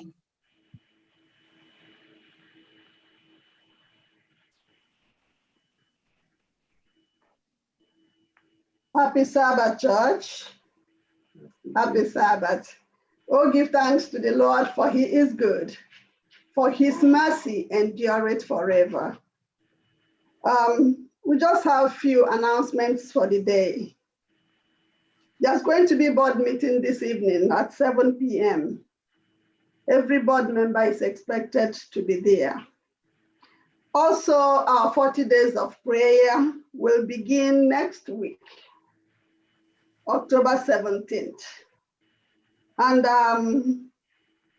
Elder Riak is asking members for their availability to moderate. So please call him and indicate when you'll be able to moderate during these 40 days of prayer. The Fort Wayne SDA Church in Indiana is requesting the membership transfer of Elder Emmanuel Odema and Queen Joy Odema. This is the first reading. Let us not forget our sick and shut-in members. Remember them in your prayers, that God will give them quick recovery and they will come and join us to worship God every Sabbath. If we have more announcements, our first elder or the pastor will bring them to us. I pray God to be with us today as we worship him in truth and in spirit. In Jesus' name, amen. Amen. Amen. Amen. Amen. I welcome everybody on this 10th day of October 2020 into the presence of the Lord.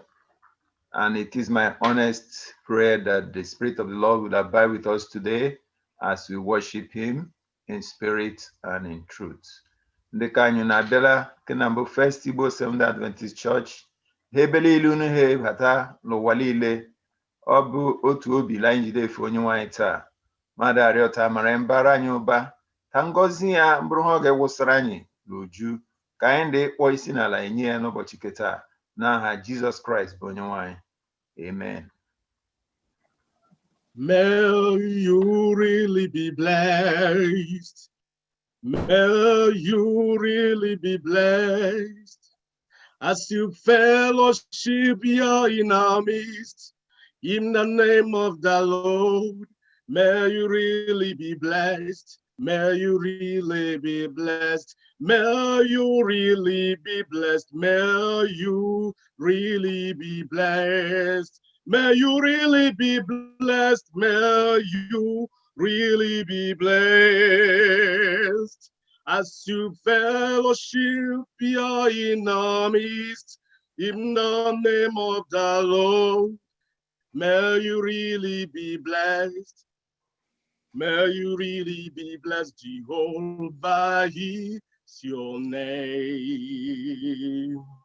Jehovah is your name. Mighty warrior, great in battle. Jehovah is your name. Jehovah is your name. Jehovah is your name. Jehovah is your name. Mighty warrior, great in battle. Jehovah is your name.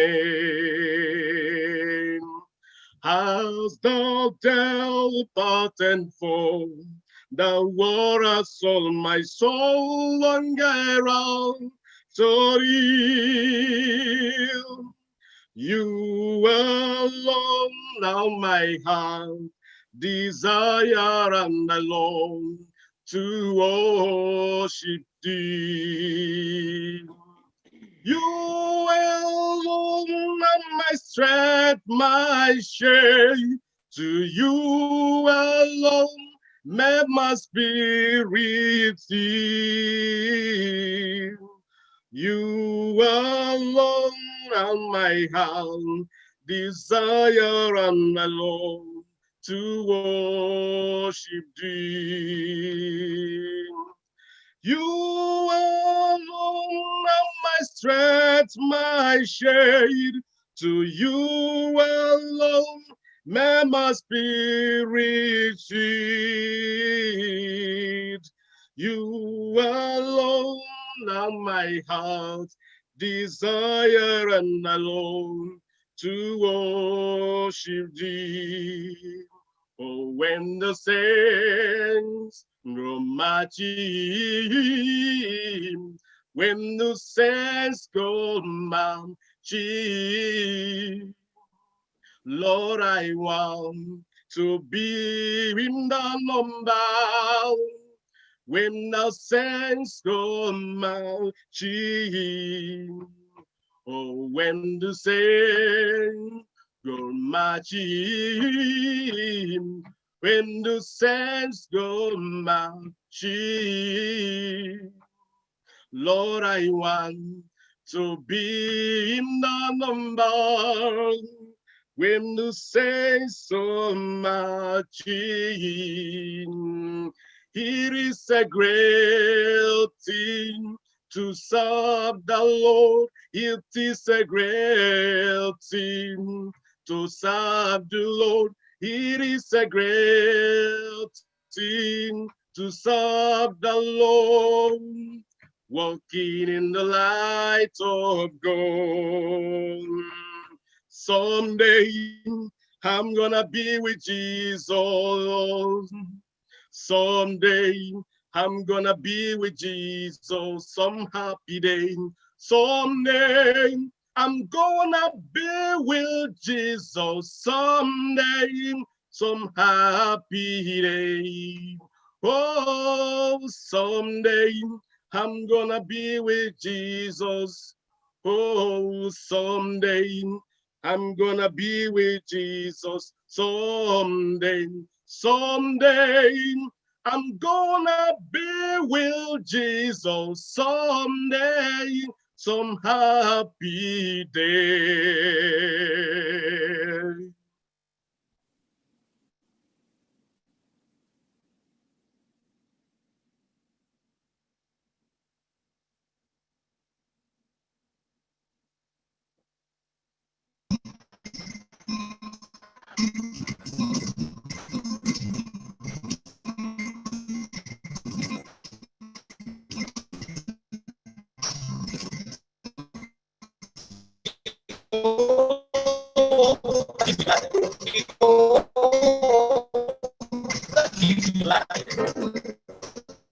sick and troubles into your soul, that is your life. When sickness and troubles into your soul away,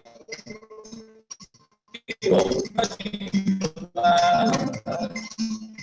Behold, that is my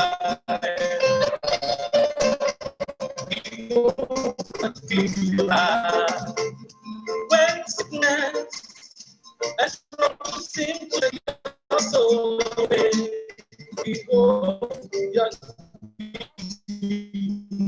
life. Ejika, can you continue? Let me just get in touch with him to correct his system. Abraham blessings are mine. Abraham blessings are mine. I am blessed in the morning. I am blessed in the evening. Abraham blessings are mine. Hallelujah. Abraham blessings are mine. Hallelujah. Abraham blessings are mine. I am blessed in the morning. I am blessed in the evening. Abraham blessings are mine. I get fairly to go. Oh, Wanikapia. I get fairly to go. Ikaka wanyoso. I get fairly to go. Bonye Wanikapia. I get fairly to go.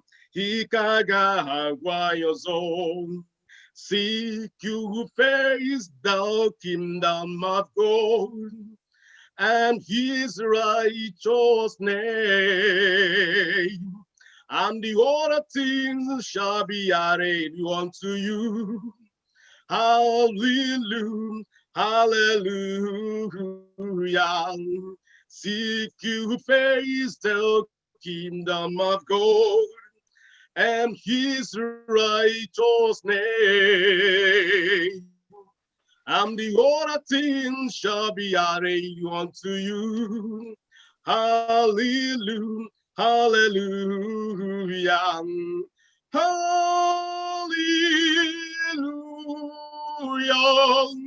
hallelujah, hallelujah,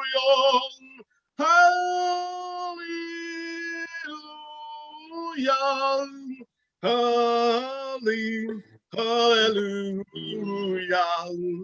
Go tell it on the mountain, hear about the hills and everywhere.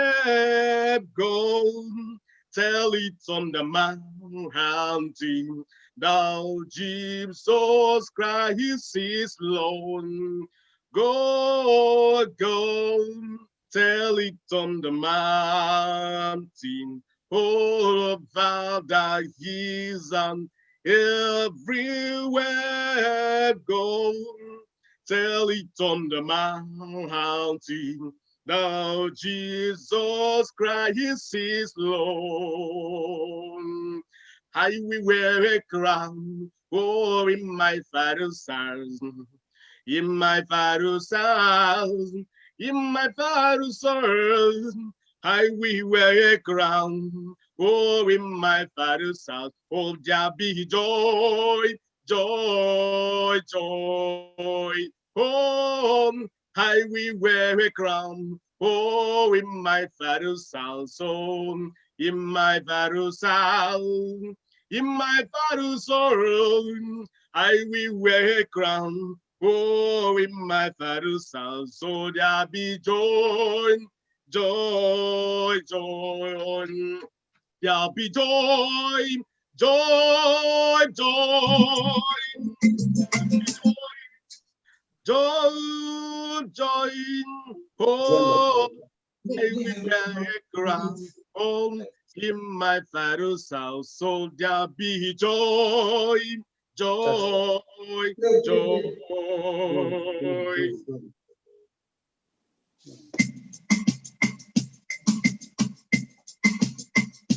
Bending song, the land everywhere.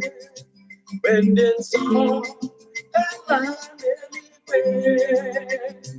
Ona so kamura chuni beha ewe bending so kala bending so kala bending so kala ona so kamura chuni beha ewe bending so kala You are the reason why we are saying. You are the reason why we are praying. We are the reason why we are dancing. Jehovah, you are the most high. You are the reason why we are praying. You are the reason why we are dancing. You are the reason why we are singing. Jehovah, you are the most high. Jehovah, you are the most high. Jehovah, you are the most high. Jehovah, you are the most high. Jehovah, you are the most high. God, Jehovah, you are the most high. Jehovah, you are the most high. Jehovah, you are the most high. Jehovah, you are the most high God. Abukaki chukuwewe imponyoso. Abukeki chukunani keki. Abukeki chukuwewe imponyoso. Nani kitamwewe unyewe. Mujo natsuku. Ikamdamo, Benzo, Kudakwasiriki, Ikamdamo. Oh, yeah, when Jesus, Biko Biaza. Oh, yeah, when Dabiko, Bimbi. Abu Kaki, Chukuewe, oh, your son. Abu Kaki, Tukunani, Kaki. Abu Kaki, Chukuewe, oh, your son. Nani, Kamwe, oh, yeah. Abu Kaki, Chukuewe, oh, your son. Abu Kaki, Chukunani, Kaki. Abu Kaki, Chukuewe, oh, your son. Nani, Kamwe, oh, yeah. Oh, the Gagaga, with the Lord, Jesus, with the Abba, Sarah, who are the two for me. Bagawa, baby, bring Gadia. Bagawa, I'm the little Gadia. Bagawa, I'm the little Gadia. Bagawa, I'm the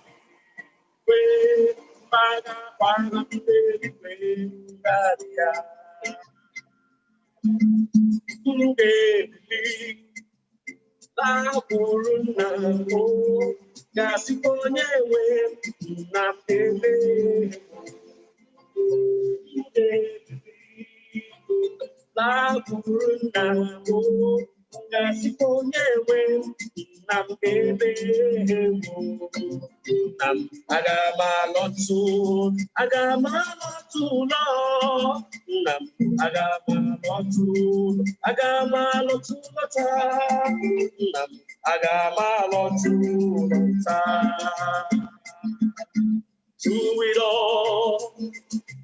through it all, I've learned to trust in Jesus. I've learned to trust in God. Through it all, I've learned to depend upon His word. Through it all, I've learned to trust in Jesus. I've learned to trust in God. Through it all, I've learned to depend upon His word. Through it through it all. I've learned to trust in Jesus. I've learned to trust in God. Through it all. Through it all. I've learned to depend upon His word. Abụ onye iche n'ime Chukwu aka, uru n'agha, ike adịghị m ma ịdịkwa ike, uru n'agha, o Jizọs, abụ onye iche n'ụlọ nke dịkasị anya, na-adịghị ihe oh Jesus, I'm going to n'ụlọ nke dịkasị anya, na-adịghị ihe duru nche, duru n'agha, duru n'agha, duru n'agha. Abụ onye nche n'ime ajọ ụwa nta, duru n'agha.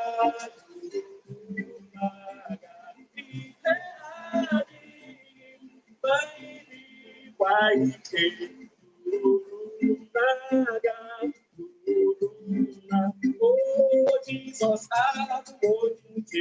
n'ụlọ nke dịkasị anya, na-adịghị ihe duru nche, duru na oh Jesus, abụ onye nche n'ụlọ nke dịkasị anya, na-adịghị ihe duru nche, duru n'agha, duru n'agha, duru n'agha.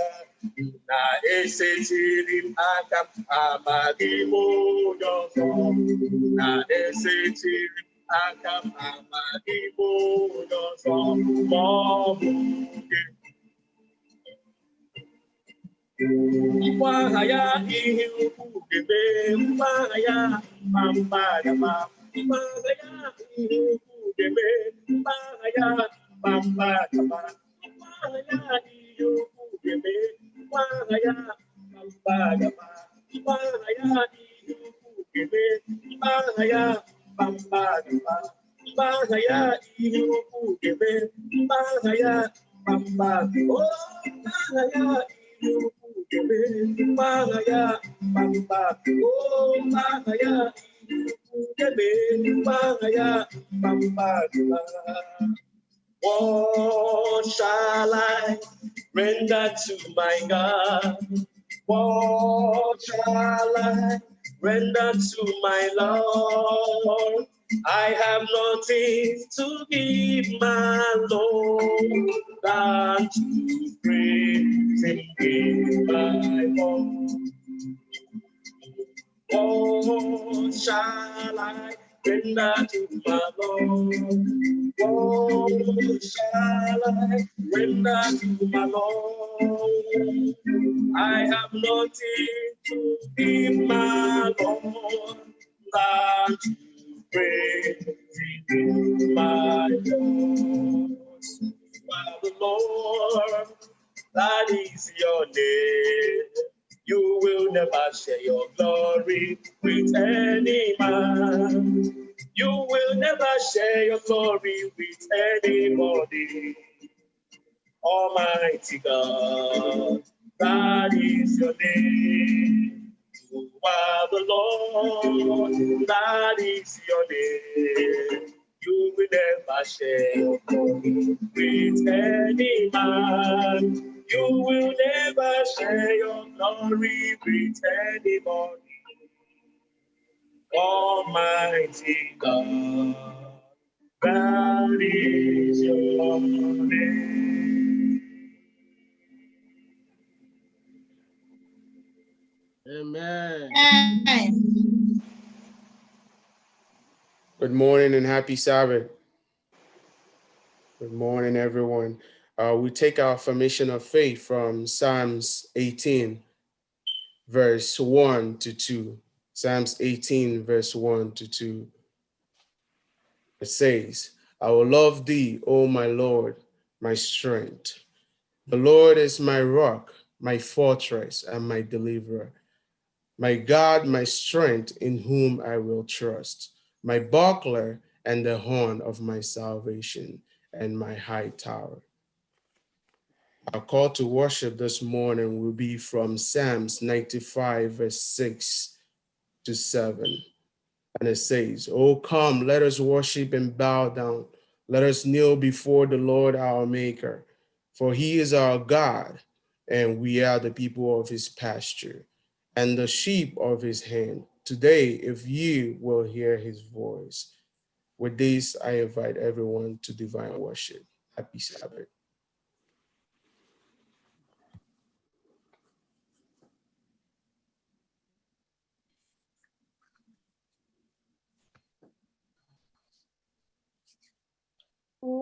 Worship the King, O glorious above, O gratefully sing his wonderful love, our shield and defender, the ancient of days, pavilion in splendor, unguarded with praise.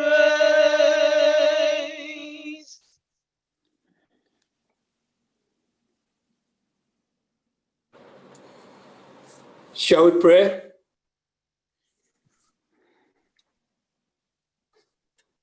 Our Father Almighty, we are grateful for the opportunity of worship, very grateful for the gift of the Sabbath day, very grateful of the death of Christ on the cross that makes us children of God again. We are here to adore you and worship you. Be in our midst and shed on us your blessings in abundance. In Jesus' name we pray. Amen. Amen. Our opening hymn shall be taken from SDA 201, SDA 201. Christ is coming, let creation.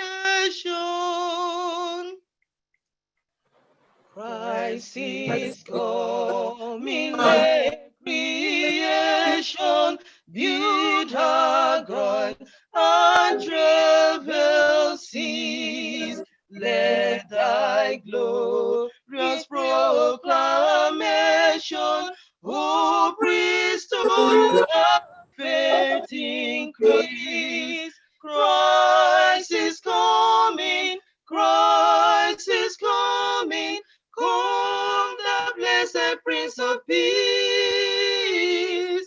Come the blessed Prince of Peace.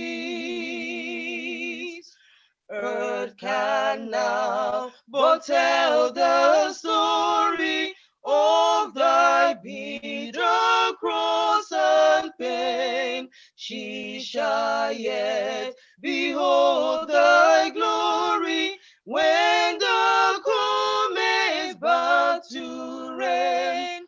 Christ is coming, Christ is coming, let his heart repeat thy strength. Let his heart repeat thy strength. With the blessed hope before us, let no heart remain unstrong. Let the mighty Advent chorus onward roll from tongue to tongue. Christ is coming, Christ is coming, come, Lord Jesus, quickly come. Come, Lord Jesus, quickly come. Christ is coming, Christ is coming, come, Lord Jesus, quickly come. Come, Lord Jesus, quickly come.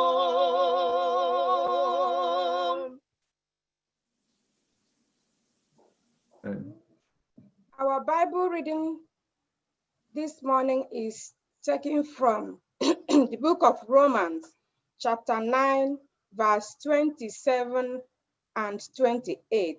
And I'm reading from the New King James Version. It reads, Isaiah also cries out concerning Israel. Though the number of the children of Israel be as the sand of the sea, the remnant will be saved. For he will finish the work and cut it short in righteousness, because the Lord will make a short work upon the earth. Amen. Come ye disconsolate, where ye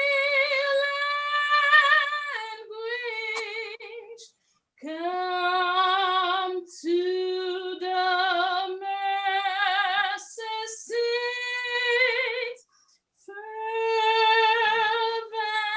fervently kneel. Here bring your wounded hearts. Here tell your anguish. Earth has no sorrow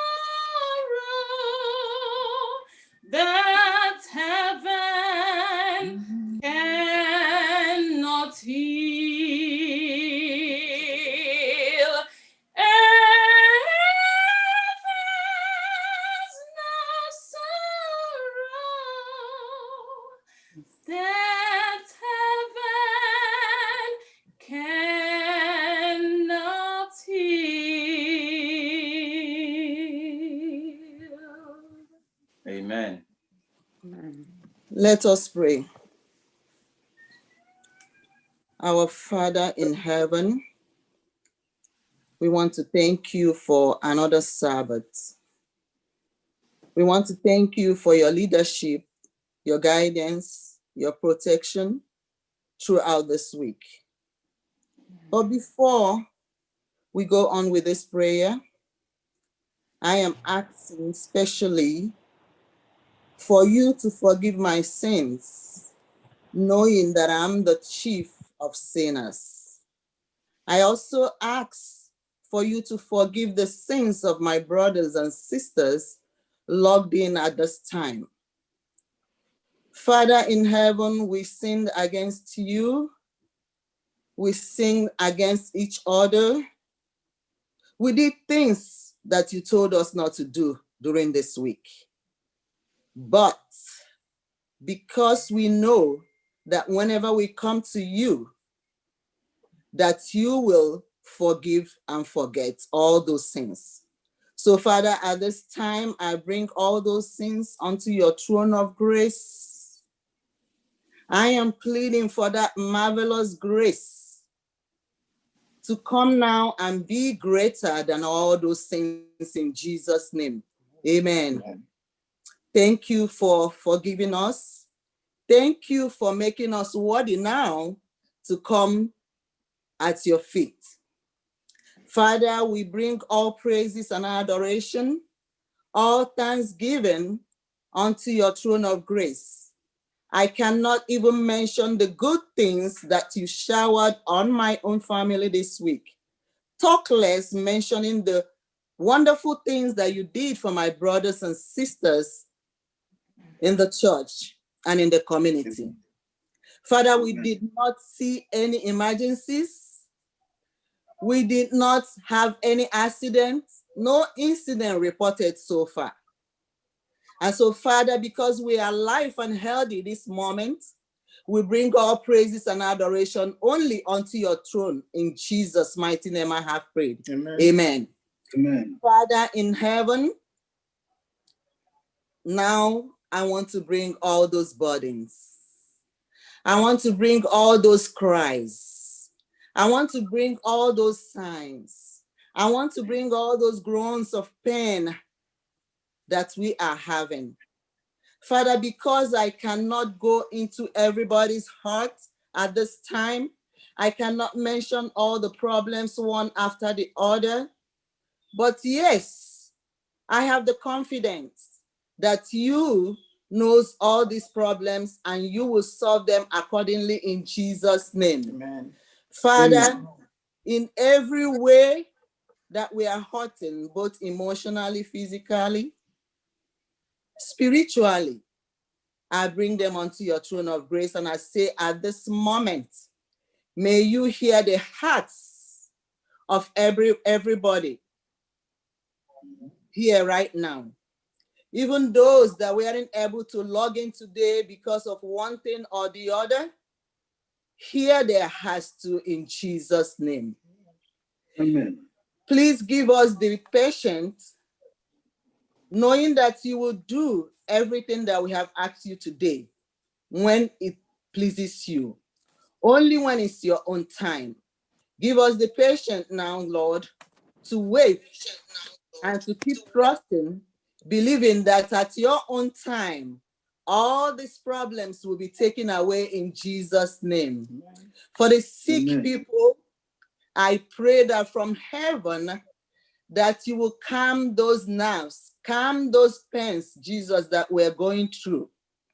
It's only you heal the sick on a Sabbath day in the past.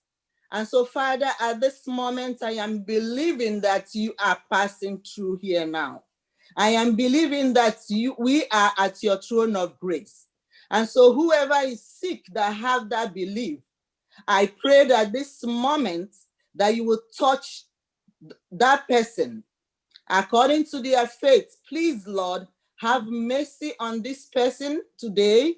Have mercy on this person today and heal this person in Jesus' name. Father, Amen. Since I cannot mention all those problems, I bring thanks and adoration to your throne of grace because I know, I have tested, and I know that you take care of our problems. You said, if only we will believe. And so, Father, help our unbelief today and visit us and hear our supplications in Jesus' name. Amen. Amen. Father, I bring your servants that will be talking to us today. I pray that you will give him your spirit. Let your Holy Spirit speak through him. Hide self in him. And let us hear your spirit talk through him. Whatever words that will come out of his mouth, Father in heaven, may it be blessed by you. May it reach somebody somewhere today listening. And for all of us that are listening, Father, as we hear these words today, may it not be in vain.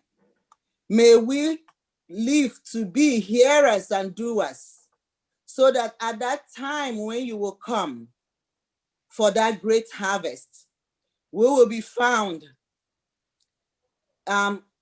ready to inherit that kingdom.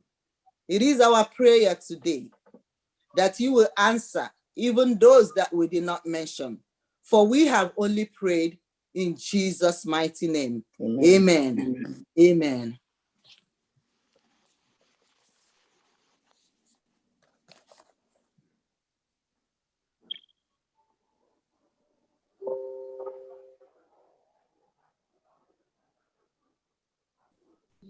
And heal this person in Jesus' name. Father,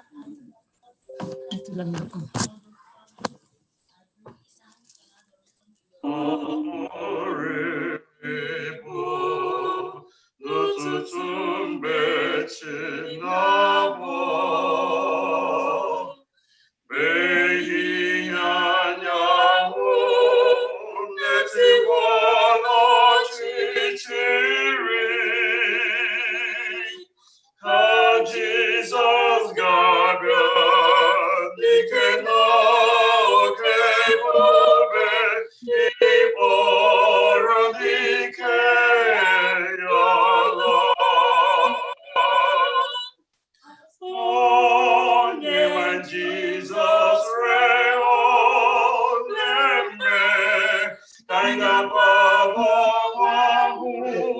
Christ of God, hallelujah, hallelujah,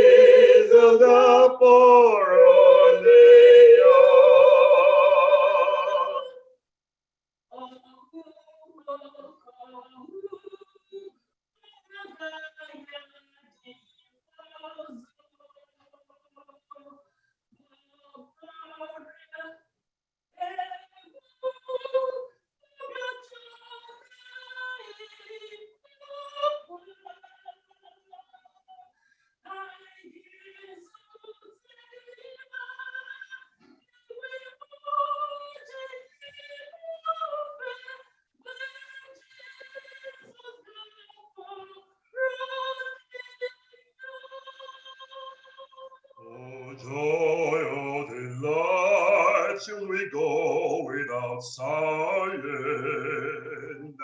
No sickness, no sadness, no sighing, no crying. Caught up in that love with a shout of his glory, when Jesus is seen, his is all. Oh, Lord Jesus, how long, and we shout the glad song of returning. Hallelujah, hallelujah, amen. Hallelujah, amen. Oh, yeah, when Jesus rose and back, kind of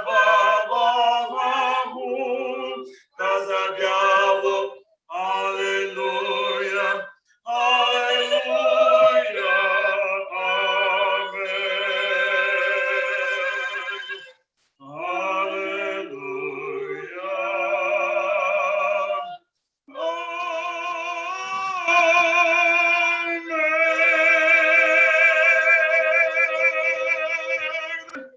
Amen. Amen. Beautiful, beautiful. Amen. Thank you. That beautiful number, and sister. It's always pleasant to hear you sing. Thank you for coming for such a time like this. God bless your ministry in Jesus' name. Amen. Brethren, this is time for our olfactory. It's time for us to return unto the Lord for what he has given us this week. As we call on our brother. Hello, Boam. As we call our elder to post the link online, I want to read this passage for you as a prepare your heart. Tithe and offerings stewardship is one of Scripture's key principles. It challenges us to recognize that everything was created by God and is ultimately owned by God. Humans exist as managers of these resources. Our finances are one of the key areas where Christians practice stewardship. Our ability to acquire wealth is a gift given to us by God. And we need to be mindful of how we use these resources to fulfill God's work, to further his kingdom, and to take care of others. Tithe and offerings have been the chief way financial stewardship has been practiced by God's people throughout Scripture. Brethren, this is one of the areas where God challenges us to open our hearts and give generously. That if we do that, it's going to open the windows of heaven and pour blessings in abundance to the point that there may not be room enough to contain it. I must tell you from childhood that the blessings inherent in tithe and offerings can never be overemphasized. Can never be overemphasized. There are a lot of blessings that you will receive when you give to God generously. So we use our online giving, as we've been taught several times. As I sing this song, I want you to, open your phones and return to God that which belongs to him. As you do that, and I know that the Lord will continue to bless us in Jesus' name. Amen. webata n'otu ụzọ n'oziri n'imula kuke nam Jehova siri biko wanum nanka nam gae meru no window kiwe usam gozim webata no tuzo no ziri Nimula kukem nam Jehovah siri biko wanum nam gare meherun window kiwe wusam gozi. Let's pray. Father, we thank you for a moment like this. We thank you, oh God, for reminding us to return unto you that which belongs to you. You have blessed us, oh God, richly this week. Father, I pray that wherever we return unto you, be accepted before your holy throne. Is there any way that we may not have given according to your blessings? Father, we pray that you forgive our sins. May you touch our spirits. Build in us the spirit of giving. May you always encourage us, oh God, to return unto you to further your gospel. But is there anyone among us who has the urge and the willingness to give, but may not have enough? Father, we pray that you provide for such individual. Come next week, oh God, give us the spirit, give us the strength to return unto you generously unto your glorification. Continue to shower your blessings upon us. Continue to bless the work of our hands. Thank you, Lord Jesus. Thank you, Ancient of the Days, for answering our prayer. For we pray in Jesus' name. Amen. Amen.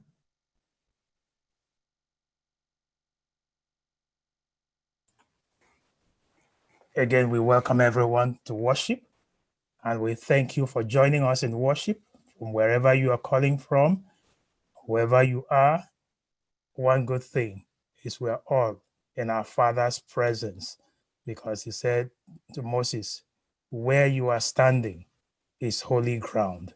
So wherever you are at this time, you are standing on that holy ground before the Holy Father, who said, come unto me, all you who labor and are heavy laden. You are welcome, and what a joy to have you. And the Lord that you have come to meet, I pray that he will bless you abundantly.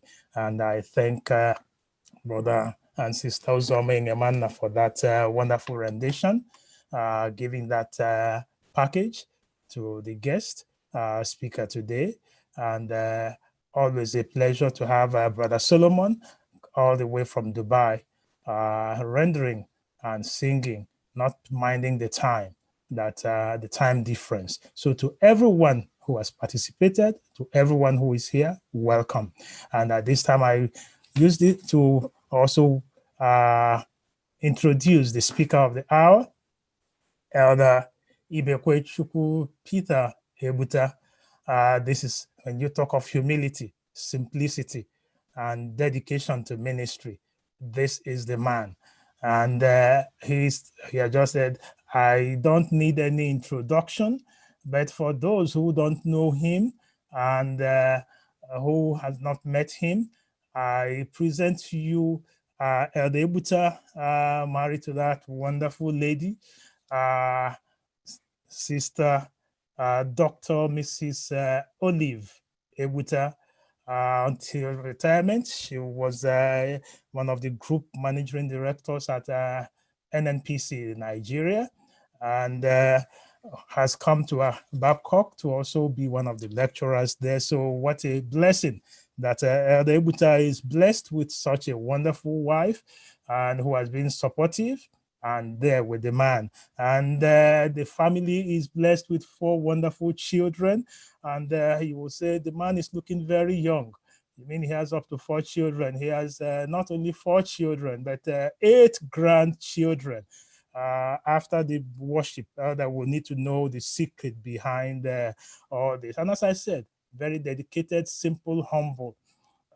He's been the Springtime immediate past chief executive of Springtime Foundation, a member of the Adeleke Board of Governors, and for those at Babcock, the church there was started by the Ebuta. He started building that church in that place. If I go on introducing this simple, humble man, okay, that is Nene Ebuta right there on screen. By her face, you will know who she is. That is an Ebuta. There is also Chukwude there. I see Chukwude, I see Hani. The other one, I don't see the last one there. So to all of you and to each one of you, we welcome you. But the main thing is, that is our own dear Olive. Don't you see that she looks like Olive? Just very wonderful Olive. Yes, Sister Olive, we welcome you to worship. The Lord continue to bless you. Yes, the main, okay, that is the wife of Dr. Ebuta right there, Ihanya and Chichi Ebuta.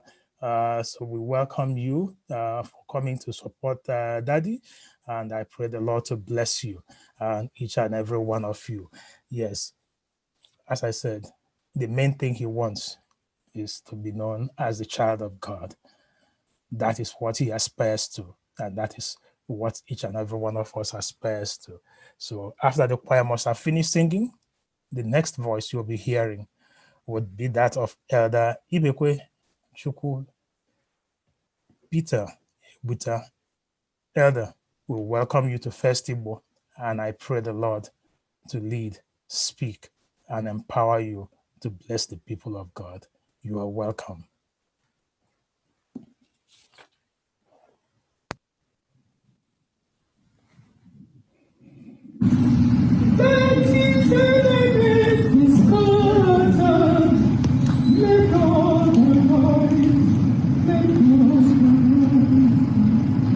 Let God arise. Let God arise. Let God arise. Let God arise. Let his enemies be scattered. Let God arise. Let God arise. Let God arise. Let God arise. Let his enemies be scattered.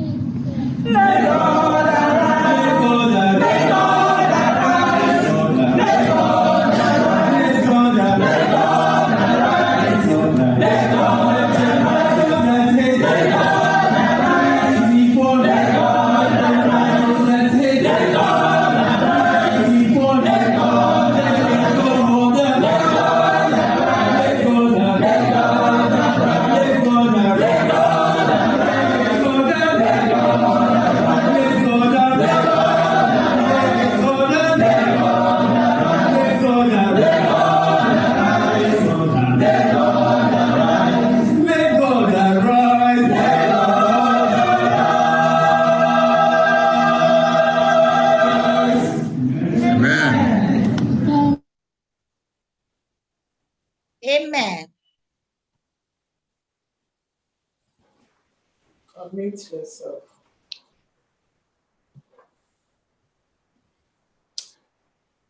Good morning, my sisters and my brothers.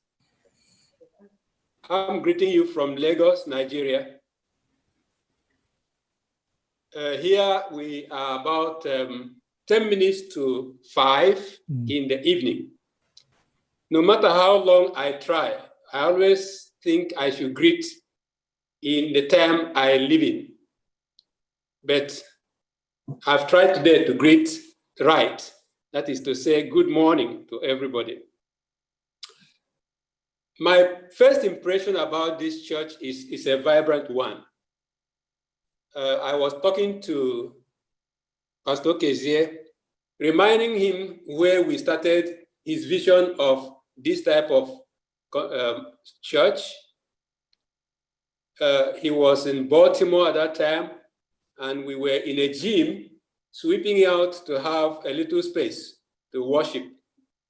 I know he remembered, and we are happy that it has all matured to be what it is. The other thing I want to say is somebody said he doesn't like geography because a teacher taught badly or wasn't competent. I'm a geographer, and I like what God does. He placed this continent in a circuit that makes it possible for his children to give him glory every moment of the time. Like you are worshiping now, people in India are sleeping. They worshiped almost 10 hours ahead of you. So it is. God is good. Creation is nice. And I still believe that anybody who has geography has so much.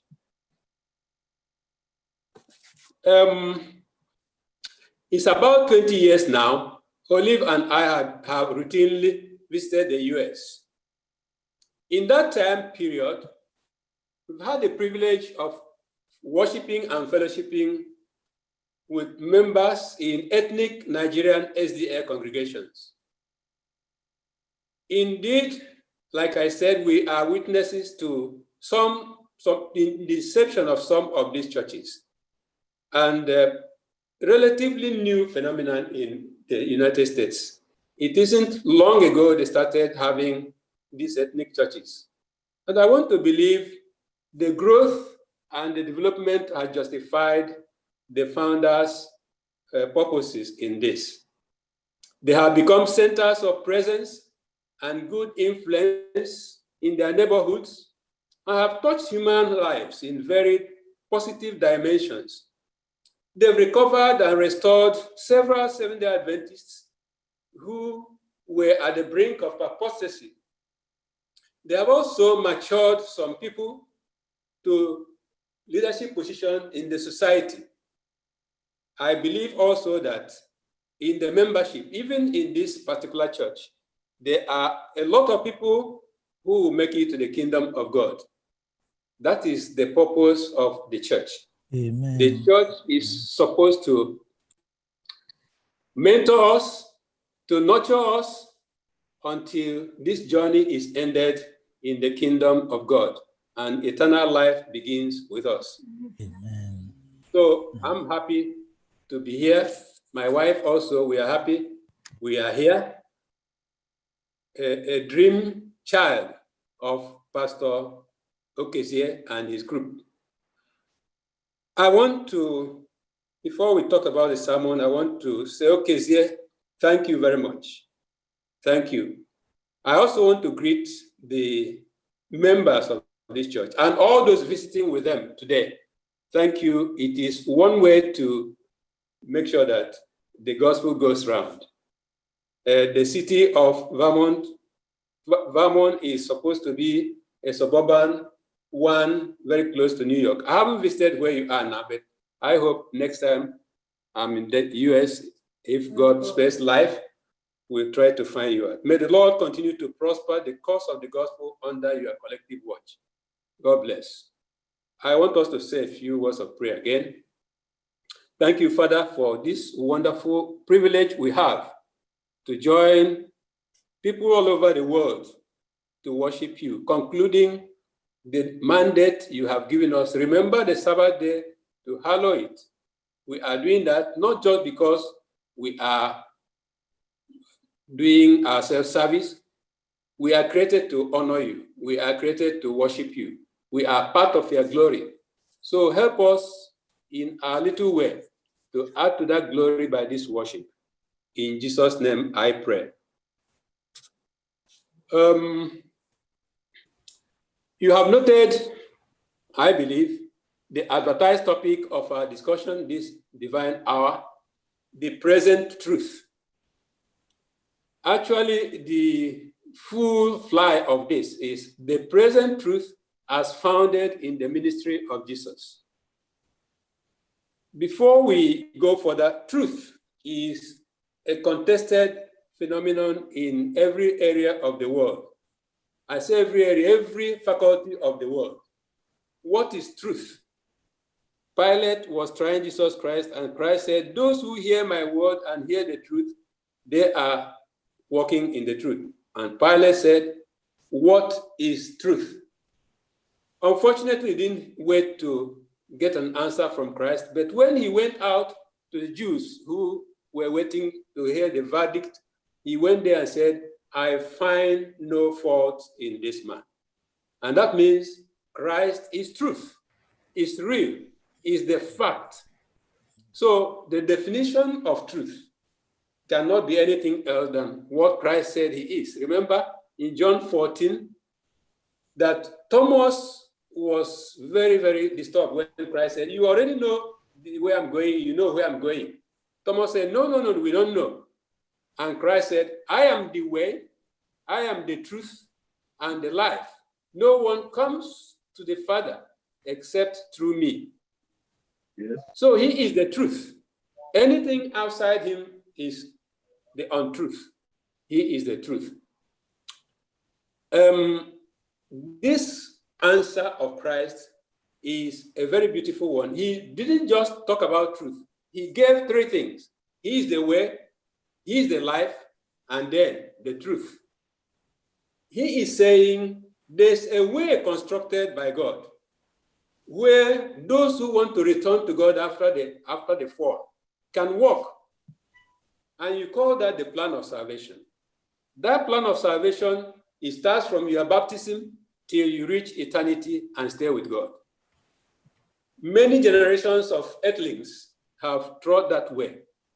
And you know that it should be a very beautiful way, a very gracious way God has found to return his children from the fall. Inside that is everything you call plan of salvation, a manual to undo the damage of sin in the human race. Indeed, without walking through this way, we are hopeless, we are lost.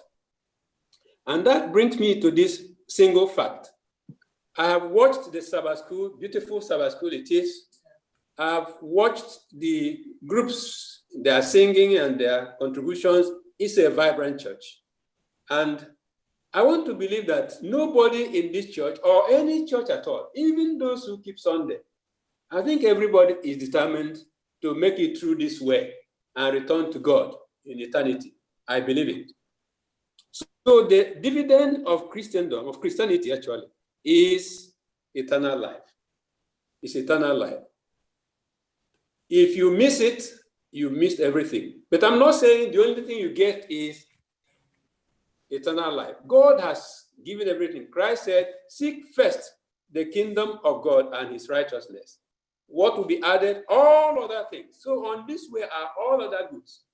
But anybody who overlooks the fact of your destination, which is eternal life, no matter how much blessing you have elsewhere, it is going to be wasted. What can a man gain if he loses the kingdom of God? Nothing. So my topic, the present truth, is talking about what happens along this way. God knows that it will span through generations, through many ions of years before man is brought to the kingdom again. I believe that this road was made even before man was created. In case we fell, this is the way we should go. I also know that it was activated when man sinned. And you can imagine that Adam passed through that, his children passed through that, the antediluvians passed through that, Noah and his hordes passed through that, the Babel people passed through that. And at each time, God designs that there will be a dispensation of this truth adapted to fit the generations, adapted to fit the conditions and environments in which you meet it. So what you call the present truth is that which is in your own age and generation. What is it that God is talking about? And the manual says you'll be educated to know that God means well to create you. You'll be educated to know why sin. You'll be educated to know after suffering all the causes of sin, what next? These are the things that are on that way. It's a very, very loaded place. But God also has sectors of it. You see, if you take your Bible and look through Genesis to Malachi, you can see 7 good epochs. The time will not allow us, but I just mentioned it. You have the Edenic church, you have the antediluvian church, you have the Noetic church, which is Noah church, you have the Babel church, then you have Abrahamic church, you have the Mosaic church, then the Baptist church, 7 of them. And if you, after Christ, you can see that in Revelation, you have 7 epochs of the church too. You know it. You have, the first one is the Ephesian church, Ephesus church. The second one is the Smyrna church. The third one is the Pergamon church. The fourth one is the Thyatira church. Then you have Sardis. Then you have the Brotherly Love church, Philadelphia. And then you have the Laodicean church. Every age is accountable to return what God had taught on this way. You also see that Mosaic church, they make a wreck of themselves. 40 days to go, they went 40 years. And they midwifed Judaism. And Judaism was wrecked completely at the cross. I always tell people that anybody who is still in Judaism must have repaired the veil that caught in the temple so that he can still practice real Judaism. And that's what you have. The Jews have not refused, or have not accepted Christ. What am I saying? I'm saying that in every age, you have a cognate teaching, a truth that springs up. And by that truth, you are attracted to the life of Christ. You are educated with that truth. That is for you at that time, the present truth. When that is left behind, it's not yet done with it. For example, what does God start with? Faith. Adam should have faith. And whoever is the last to go in this earth will have faith. That spans throughout. We have faith. But that faith is more pronounced after Christ came. Adam, nobody spelled it out very well for him because he couldn't understand. He was just a bird. The same thing with circumcision that was given to Abraham. That was very important. If you were not circumcised, you had no faith. You were not registered in the book of Israel and therefore unsaved. But you don't have that in every other age. So the present truth is what happens in your age that is going to be part of judging you for eternal life or eternal dimension and damnation. So you don't play with it. So anybody who lives on this earth will ask himself or herself, what is my present truth? And I've mentioned the 7 churches of the new era. I wonder whether you know your own area and know what is the present truth now. I know that the Seventh-day Adventist Church came out after 1844, and their present truth was the changeover of Christ's ministry from the holy place to the most holy place. That's a monumental truth. And do you know that those who had it, very few of them took it. Many who got that disappointment, you call it great disappointment, many of them didn't continue. But a small group continued. And then you have the Seventh-day Adventist Church. Do you know the difference between those who are in this group who didn't make it? Do you know that they are going to be judged by what happened then? And why is it so? Because the present truth contains the cream of the gospel. It's preached in several ways. For Noah, it is entered the ark. For you and for Abraham, it was circumcision. And for you and I, it is the judgment has come, and a few things we're going to talk about. So the present truth is not one thing, but they have one purpose. And that one purpose is to make you accountable for the investment God has made on the way. My duty this evening, or this morning, you see me going back to the evening, is what is the present truth for now? What is it? In 1844, humanity has reached the second to the last stage of this plan.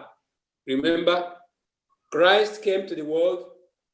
What he came to is to show us what the sanctuary in heaven looks like. Why sanctuary in heaven? You see, in sanctuary in heaven, it is dedicated to the saving of souls on earth from the deception of the devil. So you have the outer court. Christ came and gave his life in that outer court because there is where sacrifices are made. You and I begin from the outer court to engage this way. When you are baptized, it is because at the outer court you learn to submit to the will of God and you are baptized. When you finish baptism, then you go into the full ministry of Christ in the holy place where you have the bread, which represents the word of God, and also the body of Jesus Christ. You have also the candlestick, which represents the Holy Spirit, and you shining along with the Holy Spirit to show forth the glories of God. Then you have the altar of incense, where prayers are made. That is where you are qualified to be saved. I hope you understand the word I use, qualified to be saved. But that is not where salvation ends. And so those who stop there, those who refused to go along with the few after this disappointment, they are still in the preparatory place to go to the final place. But those who have entered the Holy of Holies with God, with Christ, your present truth is contained in what you call the three angels' messages of Revelation chapter 14. Seventh-day Adventists have no problem with this, but I know that many who join us here may need to know that in those three messages, you call them flying angel messages, they are the capsule of the gospel. It is called the everlasting gospel, if you read it, that the angels who came out to preach were carrying out the same gospel. And I tell you, it is not angels, it is human angels, messengers of God going out through the world. And I want you to note what is happening. When Christ started that ministry, remember, it is his blood that the message is based on. You can't enter anywhere in the sanctuary without that blood, which is shed at the outer court. He took his blood through. And out there in the, you have 5 things which are very important. 5 things. You are asked to fear God. You are asked to give him glory. You are asked to worship him because he's the creator. You are asked to come out of Babylon, and you are asked to have nothing to do with the beast. These are loaded. And why they are loaded is because the way, which is Christ, and the truth demand that you make some search, demands that you are educated, demands that you owe some responsibility to your salvation. So you need to investigate this, what these things mean. Fear God is not new. Nearly everybody who is in the march to salvation will say, I fear God. But how do we know who really fears God? I have something I want just to share. Those of us who have been in this Sabbath school, you will notice that last quarter, we were talking about making friends for God. And somebody, you know, some of you know, McFinley, he explained to us what the fear of God is about. It is not just pronouncing that you fear God. He said, fear God means giving all your life to him because you can't give it to anybody else. Fearing God means you must allow God to take possession of you in everything. Okay? So I just read a little of what he said. He said, it is used here, not in the sense of being afraid of God. It is in the sense of reverence or respect. You know, if everybody said they fear God, there are some young people, I don't know whether I've seen them. You have T-shirts. Some, I don't fear anybody. You hear some of them put in the back or in the front, I fear nobody. If you fear nobody, that includes God. Okay? The others say, I don't want to listen to anybody. And some of them are still Christians. So when God becomes your focus of adoration, becomes you have absolute loyalty to him, that is a fear. It doesn't mean running away from him. So the first thing is fear him. And then the next thing is to give him glory. And Finley says that giving glory to God is captured in 1 Corinthians 10:31. Okay?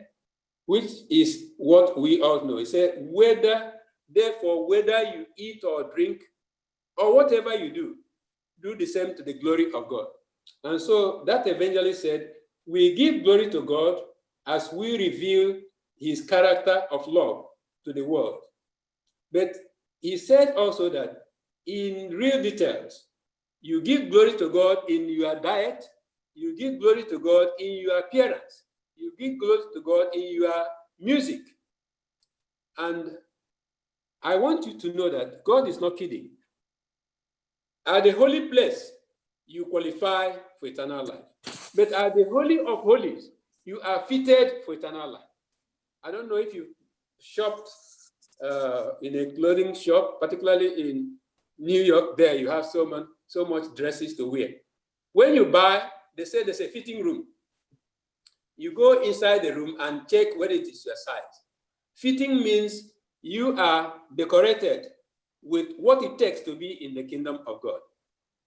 So God is not going to allow any sin, any item of sin. So the Holy of Holies is cleaning us up, addressing us to be what God wants in his kingdom. So if in your ways of life, you do not glorify God, and I think that is very common.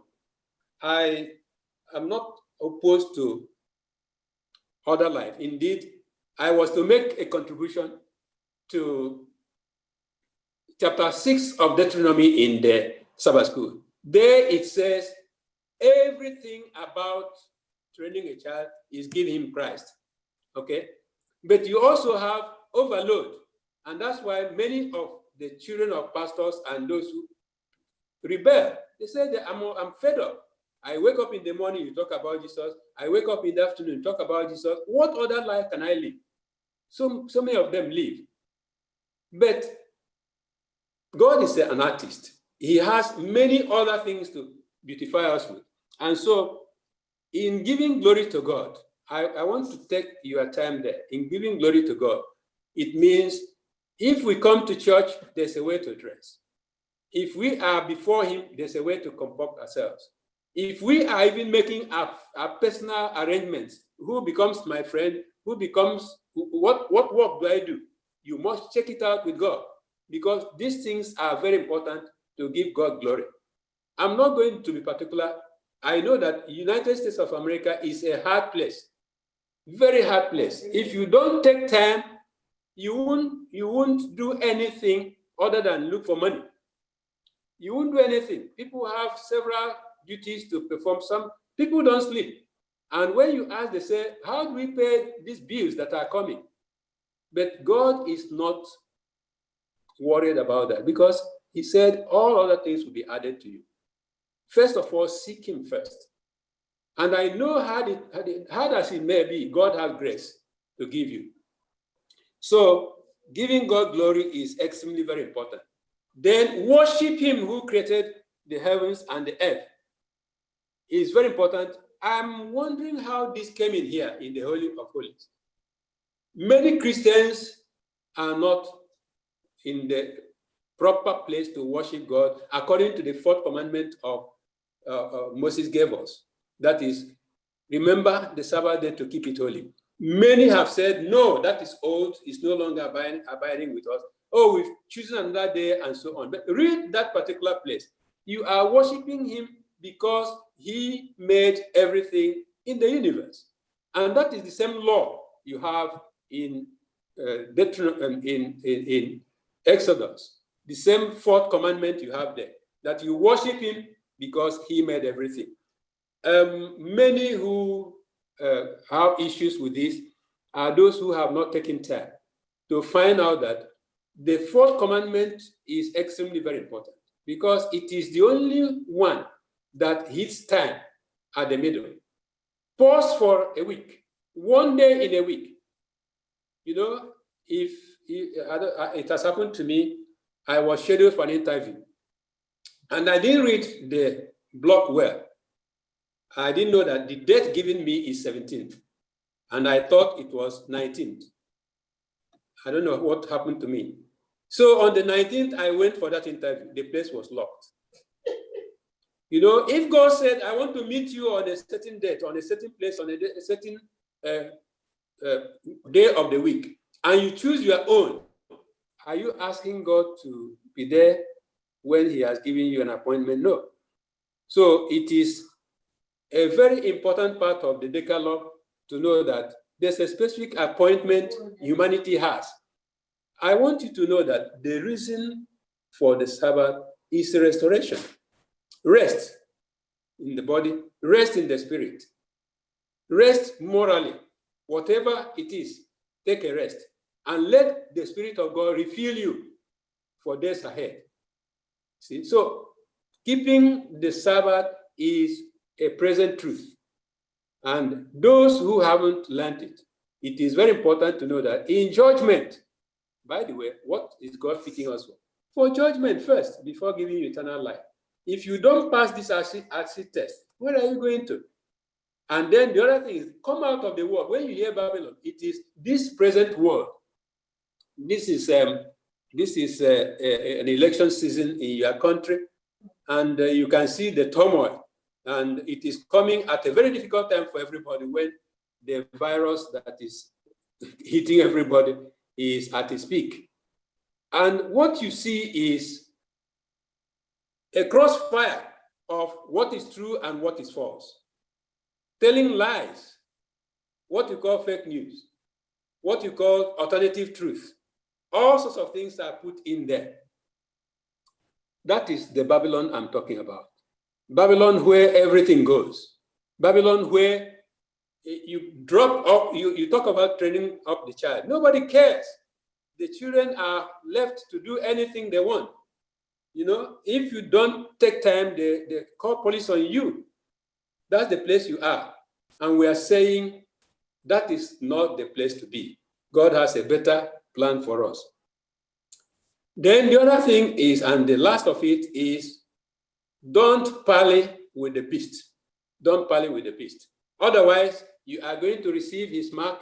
You are going to be given his name. You are going to be given his number. And that is a sure way of derailing from the way, which is Christ. And once you derail, your destiny is sealed outside the plan of God. So we must know that we have to come out. It is not easy to be aware. Christ said, I don't ask that you take them out of the world, but let them not be of the world. You have to be in the world. Until we are delivered from the presence of sin, we are to cohabit with all the evil there is, but be faithful to God. Otherwise, you are out of it. Now, when will the holy place be vacated? When will Christ live there? Once he lives there, what happens? He is coming back. And that closes the chapter of who is taken and who is not taken. I'm here to say to you, the place we read in Romans chapter 9, 27, 28, even more, is saying that God will cut short this work. Why? Because he has waited for so long. Peter said, because of you, he wants to wait until you are done, you are fitted well. That a time is coming when he will cut it short, okay, and make a good job of it. Those of you who think the time is still there, please take time and check the prophecy, check the roadmap God has given us, and know that time is not there. It's not there. Particularly if you also add that God is going to cut it short. If you are thinking that next year will be yours, you don't know. You don't know. What is happening around will tell you that God is able to pause this earth in a moment and summarize everything he wanted to do. If you are in danger of losing every other thing, God will pause it. And he said for the elect's sake, he's going to do that. Let's not play with this. If you go to Matthew 24, verse 22, he said the same thing, that God, for the sake of the elect, will cut it short. But apart from that, if you look at John chapter 4, 35, he said, many of us will say, oh, it's still 4 months to the harvest, and you begin to do any and everything. But say, look at the fields. They are heavy for harvesting. If you think it is still far, be careful. It will be a disaster for anybody having gone through this road, seeing all that God has planned for us, seeing all we have suffered on this earth. For anything's sake, you forfeit heaven. It will be a bad omen for anybody. I wouldn't pray that for anybody. And you have no excuse. Excuse of work, excuse of whatever you are seeking. Don't agree. I tell my children, it is better somebody is dead than not to obey God and get eternal life. It is useless to have lived here. What is it? I see a baby's face there, very beautiful. I see the father there, the face is different. Time has gone over the father. Responsibility has gone over the father. The father has suffered injustices. So many things has happened. Shouldn't you be compensated with eternal life? Sure, you need it. So any Christian who plays with the present truth in his time will be judged by that present truth. I tell my brothers and sisters who are still not sure that Sabbath is Saturday, go and check it out. It is one of the things this generation will be judged. The majority of people have refused to keep it, and they are deceived. Indeed, Sister White says, those who have stayed in the holy place when Christ has passed over to the most holy place, they are in the synagogue of Satan. Okay? If you read Revelation chapter 3, you see the church of Philadelphia. It says, these people are in the synagogue of Satan. And that is when the Seventh-day Adventists left, those who are here now. Then you remain in it. What's happening there? The devil took over. God is always ahead of the devil. Anywhere he left, look at, he left the court, Christ left the outer court, the devil took over, and the Jews made a wreck of themselves. He came to the holy place, he has left it. The rest of Christianity, except those who join him, are making wreck of themselves. And see what is happening there. There you now have all sorts of things introduced by the devil to make sure that when you hear that Christ has the power to lock and nobody will unlock, and he has power to unlock and nobody will, he's saying the devil is attempting to close the door of the holy place so people don't know that there's a fitting room where is the last stage of their salvation. So the devil brings to this particular place where the majority of Christians are introducing all sorts of things.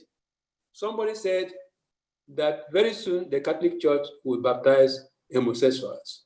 They've been opposing it. And in many churches, they've been received. You have tongue speaking, not speaking in tongues, and that holds people. You have all sorts of worship that you lose your head. So we are saying, please, it's a serious matter. The present truth in your time is that Christ is at the last lap of his ministry to save you. Submit to what the three angels are saying. It's a big study. I pray God that you take time and see that the time is not there. You think it's there. You need to be cleansed up. You need to be fitted for heaven. If I have done anything, is to remind you that judgment is the end of this salvation plan. If you fail in that judgment because of anything, like I said, it's a crisis. And I want to believe that those who listen to me will go back by the unction of the Holy Spirit, find out that the present truth is in the sanctuary. The present truth is in the Holy of Holies. Once Christ lives there, nothing else matters. Lastly, remember that there's something you call close of probation. For the church, the probation will close before the world closes. Okay? Find that in Luke chapter 12. You see, the probation of the church will close and the judgment of the cross of the church will be first. After that, the rest of humanity, their own is closed. If you think, oh, probation is far away, be careful. Go back to Daniel. And Daniel is saying that what is Christ waiting? Just the provocation of the devil to come to war in full time with Christians. It can take a day. So be careful to know that this is the time of your present truth. Take it serious, and the Lord will give you grace to be saved in his kingdom. Thank you very much for listening to me. By the way, I congratulate the Sabbath School. Very good people. Very good people. Keep it up. And particularly to Engemanda and family who dedicated their song to me. That is my song. They know that. And I have many of you here who have grown, and perhaps I'm also growing. You may not recognize me, but God bless every one of you. You are all good children of God. God will help you. He knows where you are, and that is a tough place. He will give you grace to succeed. God bless. Amen. Amen. Amen. Amen. Amen. And Ebuta, thank you for the timely message. You shall know the truth, and the truth will set you free. And that is what you have brought to us today, letting us know we are living on borrowed time. And because we are living on borrowed time, we should make our calling an election sure. And may the Lord help each one of us so that we will make our calling an election sure. Thank you very much for coming, and may the Lord continue to bless you, bless your family, bless your ministry. Thank you so much. Thank you. Next. To bring this wonderful service to a close, we'll sing from SDA 598. Watch his saints with eyelids waking, Lord, the powers of heaven are shaking. Keep your lamps all trimmed and burning, ready for your Lord's returning. Lord, he comes. Lord Jesus comes. Lord, he comes. He comes all glorious. Jesus comes to reign victorious. Lord, he comes. Yes, Jesus comes. Lord, the promise of your Savior, pardon sin and purchased favor, blood-washed robes and crowns of glory, haste to tell redemption's story. Lord, he comes. Lord, Jesus comes. Lord, he comes. Jesus comes. Lord, he comes. Yes, Jesus comes. Kingdoms at their base are crumbling. Hark, his chariots wheels are rumbling. Tell of grace abounding, while the seven trumpets sounding. Lord, he comes. Lord Jesus comes. Lord, he comes. Jesus comes. Lord, he comes. Yes, Jesus comes. Nations sway the proud and stately. Christ his kingdom hasteneth greatly. Earth her latest pangs is summing. Shout ye saints, your Lord is coming. Lord, he comes. Lord Jesus comes. Lord, he comes. Jesus comes. Lord, he comes. Yes, Jesus comes. Sinners come while Christ is bleeding. Now for you he's interceding. Haste and grace and time diminished shall proclaim the mystery finished. Lord, he comes. Lord Jesus comes. Lord, he comes. Jesus comes. Lord, he comes. Yes, Jesus comes. Lord, he comes. Lord Jesus comes. Lord, he comes. Jesus comes. Lord, he comes. Yes, Jesus comes. Amen. Amen. Beautiful. Shall we have a benediction? Our loving Savior, Jesus Christ, you've looked at us today as your children who need this message. Yes. You know where we are, you know what's happening to us. You know that in our heart of heart, we love you. Yes. We want to be in the kingdom with you. We've suffered so much on earth that without this kingdom, no compensation. We would have wasted all existence. So thank you for reminding us that the last segment of this ministry is now. And the present truth for us is what you are doing in that sanctuary, fitting us for heaven. May we know to cooperate with you. No matter what it is, may we forgo and seek this kingdom and get it where all is right and precious. I know that there are people who are suffering many things out there in the US. Loneliness, some are sick to death. Some have no jobs. So many things are the case. We call upon you. On this way, you have grace. On this way, you have healing. On this way, your supplies are ending.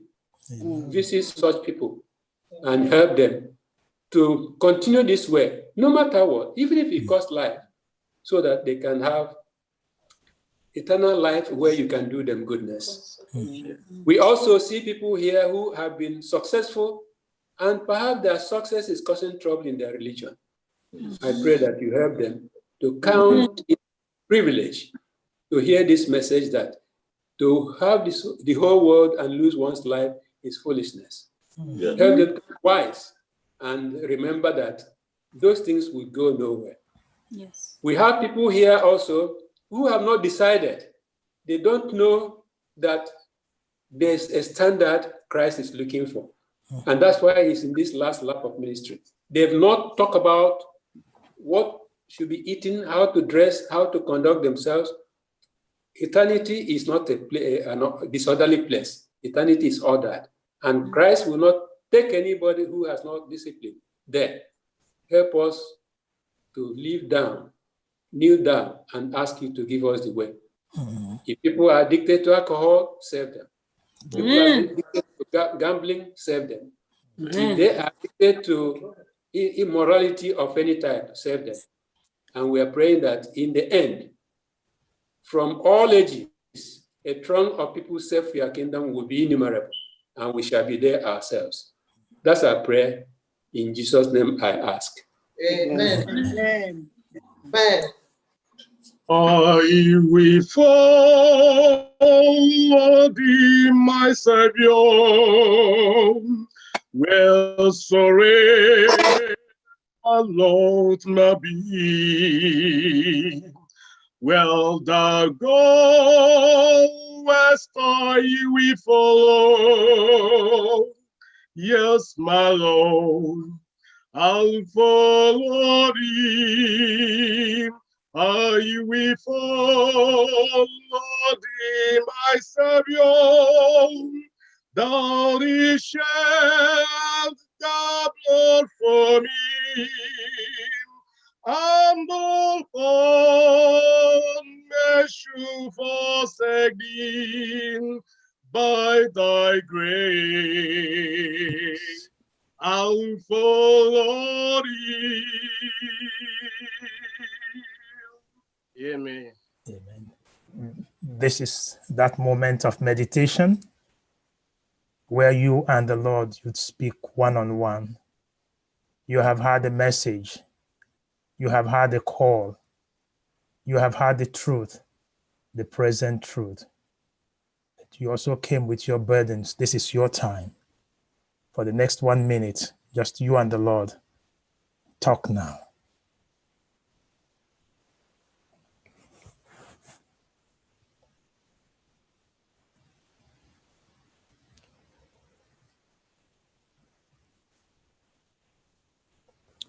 Don't leave here today with that burden on your heart. Lay it at his feet.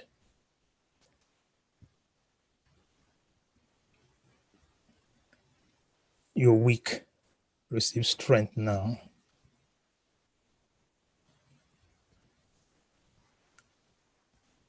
The sorrow is too much.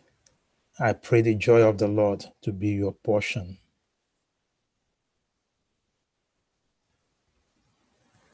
Father, your children, they have laid the burdens at your feet. As we leave them here to go into the new week, we pray that your strength will be made perfect in our weakness, and that the peace that passeth all understanding the shalom, shalom will be the portion of each one of us. So in the name of the Father, the Son, the Holy Spirit, I say, go. And may the Lord lead you. Go with God. Amen. Yes, this is our time when we have our potluck, our Zoom potluck. And I can see the Ebutas, they're already smiling at Ebuta and Dr. Olive Ebuta. What a joy to have both of you in ministry, partners together. And so we praise the Lord for what he's doing, a humble, simple family. So because he has pleaded that I should not make any much pronouncement, I will not put him on the spot because Ebuta does not like that. If not, I would have asked him some questions about the journey thus far, having to put up churches, having to work in springtime, helping the needy to become successful, and the journey of Mrs. Ebuta from NNPC. We know that that is a very hot spot in Nigeria, but that the Lord led you through there, made you a successful director there, is something of worthy of praise. So just in a nutshell, very simple, in your simple way. So who goes first? Dr. Ms. Ebuta or the Ebuta, who bears the cart? Who amongst you?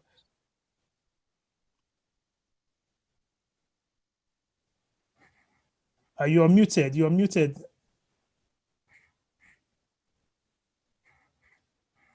Ladies first. Oh, ladies first. I know. Okay. Okay, it's okay. It's okay. I said my favorite hymn is all the way my Savior leads me. What have I to ask beside? Can I doubt the mercy who through life has been my guide?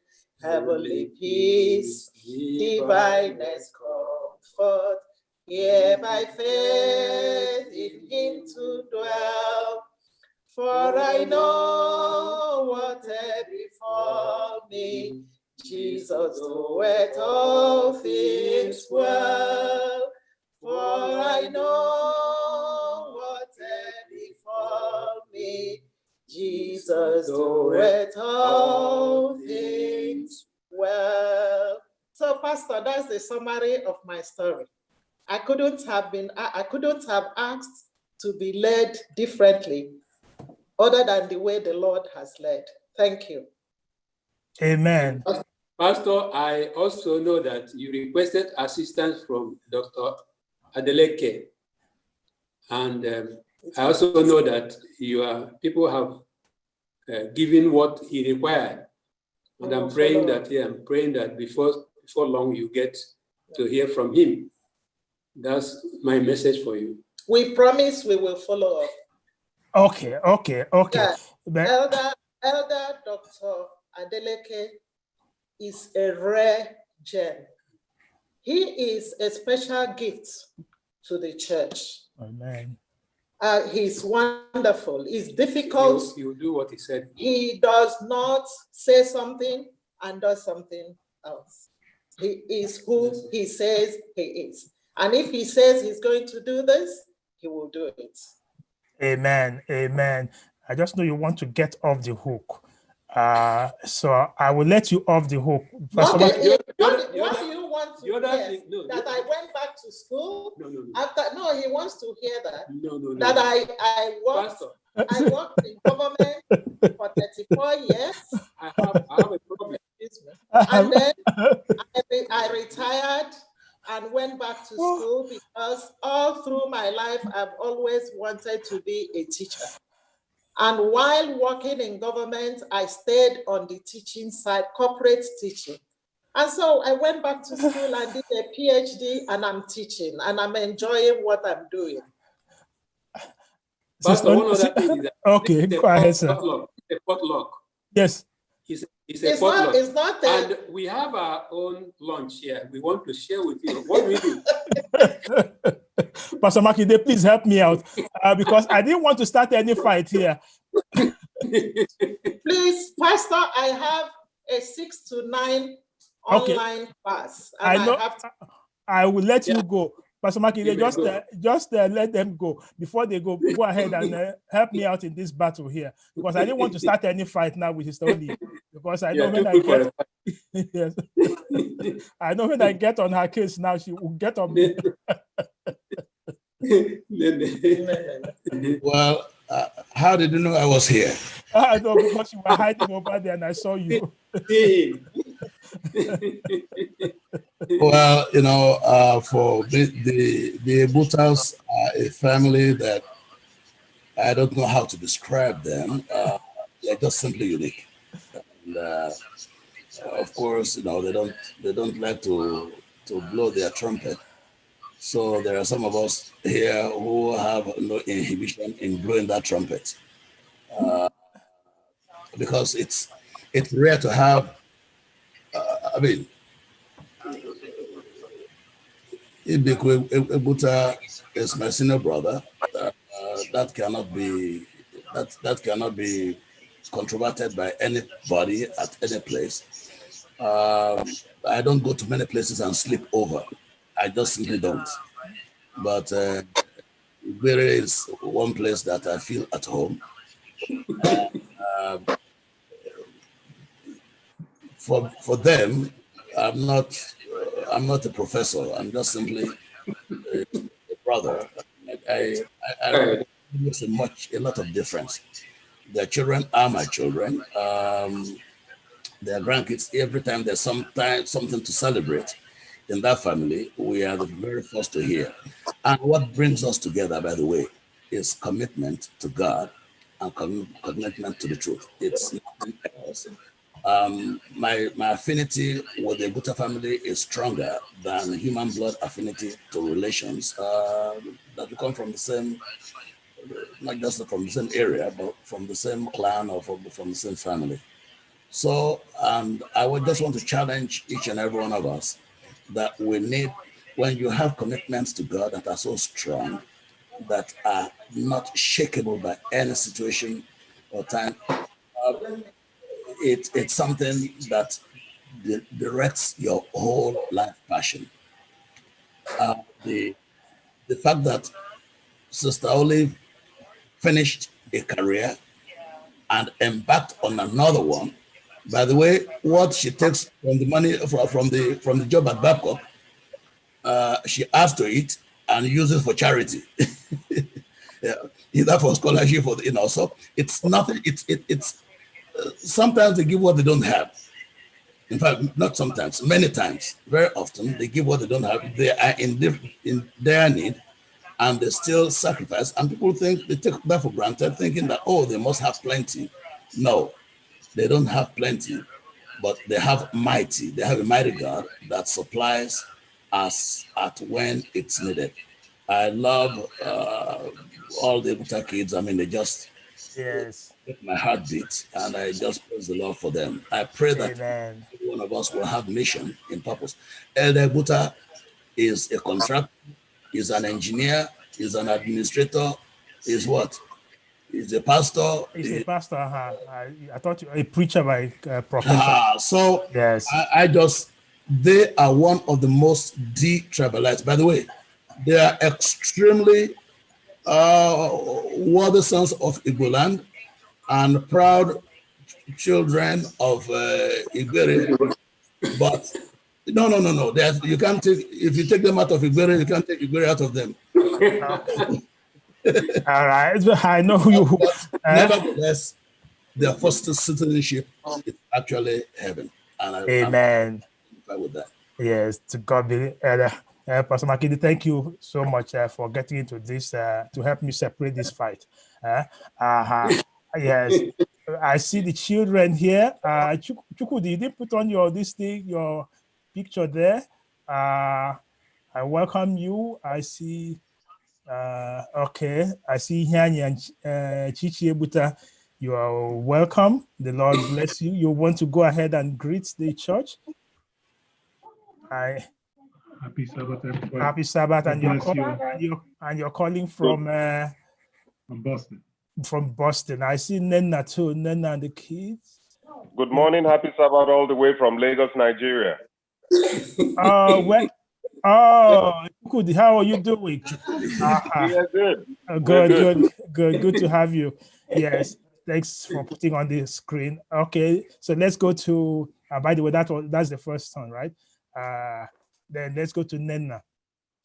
Happy Sabbath. Happy Sabbath. And you're I'm calling in Newcastle, England. Newcastle. In the castle? I'm in England. Oh, okay. Because I had the castle and I said, Newcastle. Okay. Newcastle upon Tyne. Okay. To God be the glory. Good to have you. Yes. Who again am I leaving out?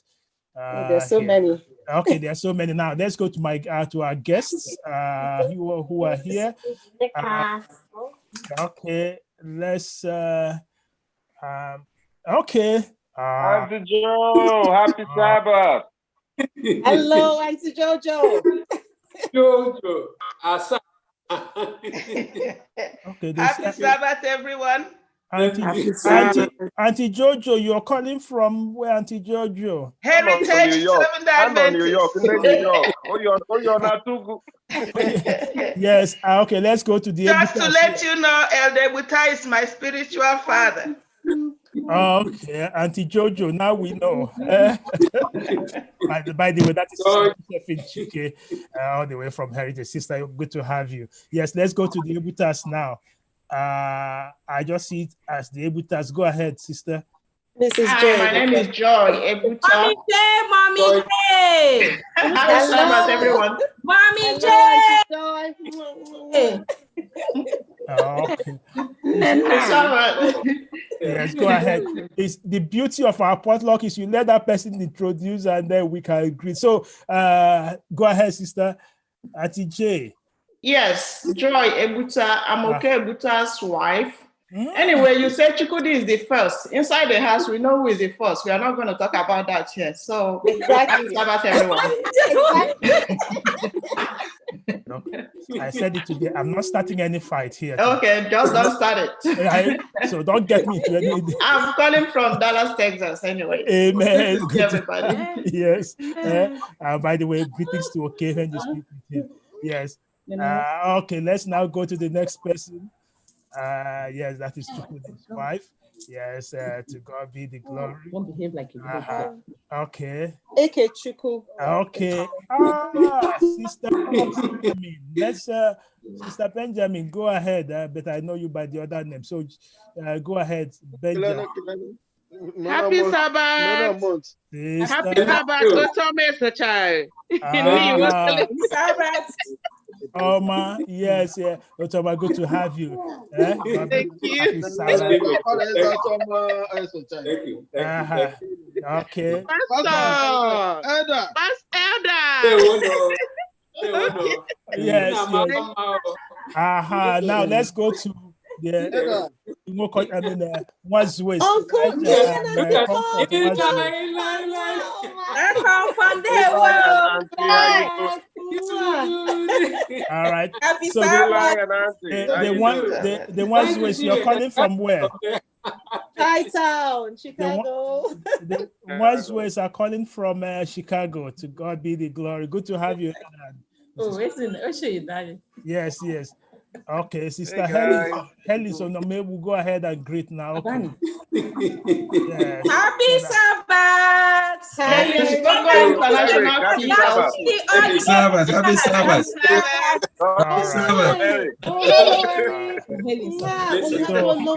So now let's go to Dr. Eric Mwazwe. Yes, sir. Yes. Happy Sabbath. You're calling from Maryland. From Maryland, yes. Thanks. Good to have you here. All right. So now we have greeted the Honorables. Yeah. Happy Sabbath. Yes. Mrs. Ebuta, good to see you, Nana. Amen. All right. All right. So now, Everybody, welcome. yes. So please, let's take it one by one, so that way we can greet everyone. Wow, it is beautiful. This is beautiful.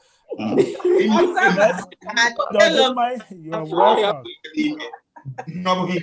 That's our pastor, head elder. Yes, and he's calling from Twin. Beautiful. Yeah, beautiful. See you.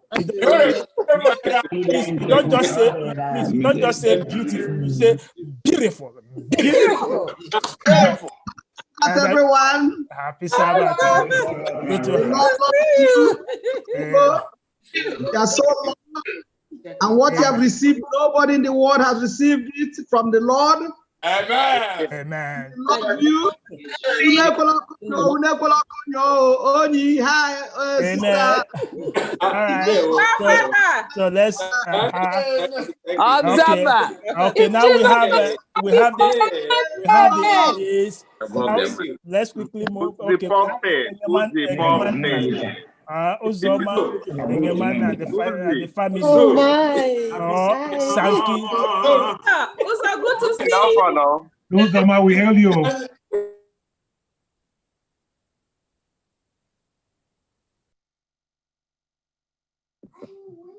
Uzoma, mute yourself. Go ahead.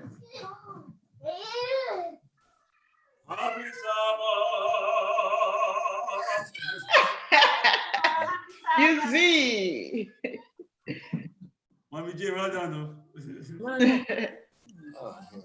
And happy Sabbath to you too. All right, let's go to the next song. Thank you so much for the beautiful rendition. Yes, the Lord continue to bless your ministry, your wife, father, sister, mother-in-law. Yes.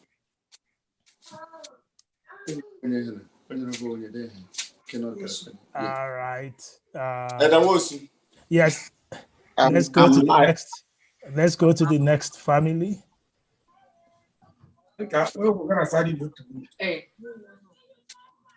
All right. So while he's trying to, okay, that is Chuks Wachuku Chuki. Happy Sabbath, everybody. God bless. I bless you too. Where is the battalion? I have Chuka here. Come on. This is Chuka Wachuku. Okay, and the other young man is somewhere else. Yes, and where is mommy? She's not here. Come here. Okay. Come here. This is Chuki Wachuku. Okay. Happy Sabbath. And thank you, everybody. Eddie, Edward, it's always a pleasure to have you. Come again. Yes, let's now go to Ekechukwu. Okay, we can see you. Sorry, we are not seeing your face very well. The sun is blocking you, but go ahead and greet. Happy Sabbath, everyone.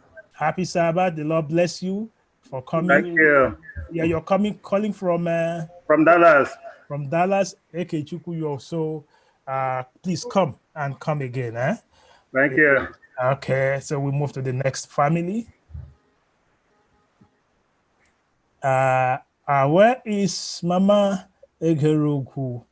She was sitting in that executive chair. Mama, where are you? You left your executive chair. Who is occupying your seat now, please? All right, we will come back to Mama Egerugu, and then so let's move to the next person. Yes, let's. Okay. Blessing. Karim. Happy Sabbath, everyone. Happy Sabbath, sister. Olive, and Dede Buta. Happy Sabbath. Yes. It's good to see the family. Happy Sabbath. Yes. Yes, sister. Blessing, you're calling from Houston, Texas. Okay, now you know the place, you know this place, you know the address. I'll be waiting for you next Sabbath. God bless you, sir. God bless you too. Yes. Thank you. Let's go to the next family. Yes.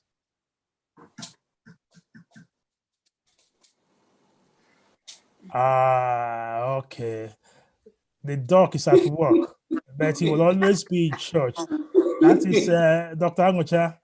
Yes, Thank yes. you. We can see Happy you. Sabbath. Happy Sabbath. We pray the Yeah. Lord to continue to keep you safe and bless your Amen. ministry. Happy Thank you. Sabbath. Yes. Let's go to the next family. Mr. Okebo. Ezoko. Kelenzuko. Ezoko. Ndewo. De banyo ehana ha pia ya to anya de no he de ka. Pia ya nga ha ile ma ge ehana nga de anya no na egbu ngwa kelewa no anya ndi ige egbu. Thank you for a nice sermon. We thank God. Thank you. Yes, email now. In Lagos that boy. No.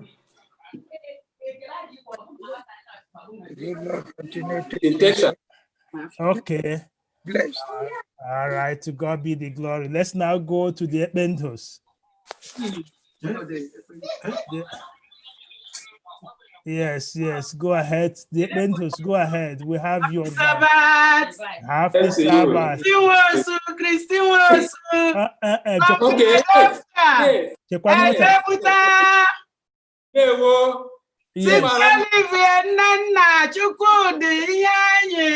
Yes. Yes. Please, can we let the cat out of the bag? Can you get me the Wosu? Can you get so that we can let the cat out of the bag?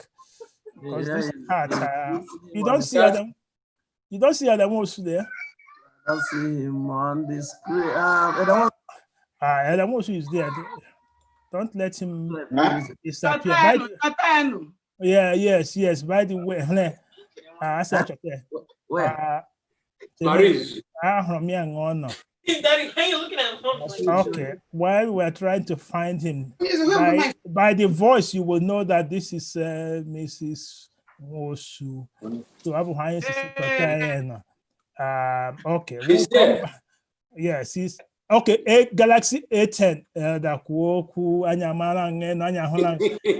Galaxy A10. Happy Sabbath, everyone.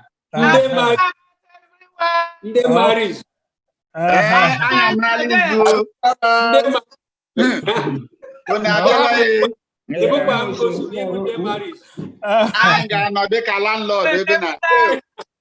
Okay, so now, so you don't have to ask me where it said Mrs. Wosu. Yes. All right. So now let's go to the next one. Okay. Bye-bye. All right. So let's go to the next.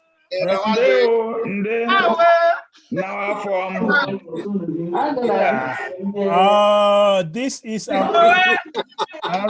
Let's come to the Happy Sabbath, everyone. Happy Sabbath. That is Lydia Afribe calling from Beaumont, Texas. It's good to see everyone. Greetings. Auntie Olive, Uncle Peter, Chukudi, Nena. All right. Where is Sister Ike? Sebasti, Pastor Randu, everybody. Love you all. Love you. We did see the battalion and Daddy extend our. Oh yeah, no, they're about. Daddy is not available now, and the kids they're taking their shirts off. I tried to keep it under control, but it is what it is. So the kids are running around. They'll pop in and out. Okay, let's go to Chike. I mean, Gordon. Yes, I see Gordon. Good afternoon to some, good evening to others, but happy Sabbath to all. You did say good morning to some too. Well, good morning to some. I'm calling from Washington, D.C., but my greetings from Vallejo, California. Okay. All right. So I have the Ukoma today. I'm seeing his head. Elder Ukomadu, let me. Okay, now he has the full body. That's the big masquerade. Everybody, happy Sabbath. I just wanted to greet Edibekwe Ebuta. Thank you. For long, I haven't seen him. Yeah, you run away. Okay, now you see him, right? So you have to pay FirstIgbo for bringing it. You run away. Happy Sabbath. All right.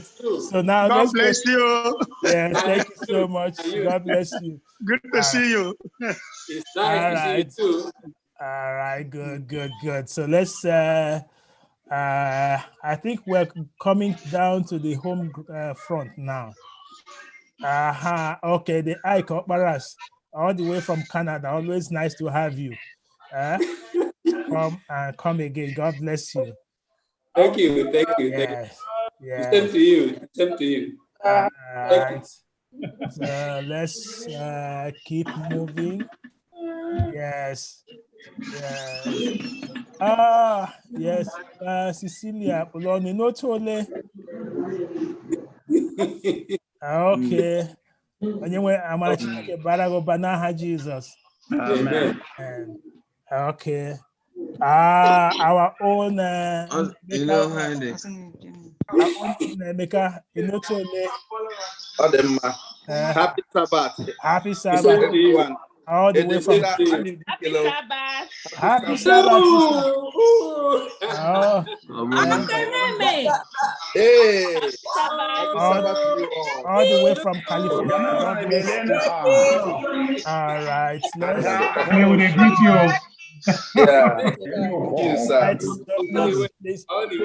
Let's still maintain that silence. All right, let's go to the next family. Okay. All right. Okay, Sister Chidima Emenike. Okay, Sister Chidima, you are muted. Oh, sorry. Okay, good to have you. They were happy Sabbath day, everyone. And you're calling from I'm calling from New Jersey. New Jersey. Thank you. So you come and so we will look forward to seeing you next Sabbath again. God bless you. All right. So let's go ahead now to the next family. Yes. Happy Sabbath.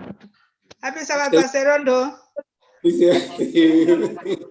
are. This is a free base. Whoa. Yes. Preview from London. Yes, the free From base. Yeah. They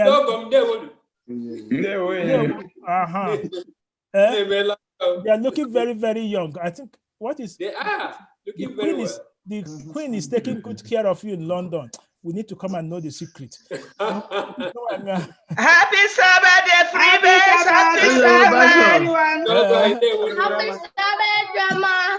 Okay. Happy Sabbath, my boy. Happy Sabbath, Pastor Rondo. Yes, happy Sabbath. Happy Sabbath. I'm actually a barrage in Banaha Jesus. Amen. I have Talao. Okay. Yes, all the way from London. Okay, this is the sister who taught the geography class. I mean, who said she didn't like geography class? Yes. Yes. Please put on the mic where you are muted. Yes. Is that Nena? Happy Sabbath, Pastor. Yes, they said that you don't have to worry about geography. Actually, happy Sabbath. Mama, Actually, happy Sabbath. Happy Sabbath to the family. How are you? God bless you. Okay, let's go to the next family. Yes. Remember, we just remain silent so everybody can enjoy this thing. This is our own Njoku and the wife. The servants of the Most High God, be blessed in Jesus' name. Relax in their domain there, very relaxed in their domain. Oh, very good, sir. Good to have you. Right, so let's, this is our own elder Ihanye Matthew. Happy Sabbath, church. Happy Sabbath, everyone. Thank you. Happy Sabbath. Galaxy S7. Yeah, okay, the free base. This is the Wokocha family. Yes. The Wokocha family. Go ahead and greet. Happy Sabbath. Okay, happy Sabbath. Happy Sabbath. Happy Sabbath. Elder, no chile, but also make a minute birthday chile.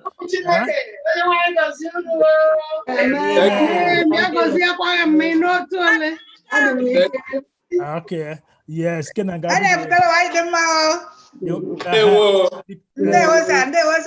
Thank you, sir, for your Simon. We enjoyed it. Okay. Let's go to the next family. Okay. The one oh boy, no one. Sister Chama, no chole. Amen. Happy Sabbath. Happy Sabbath.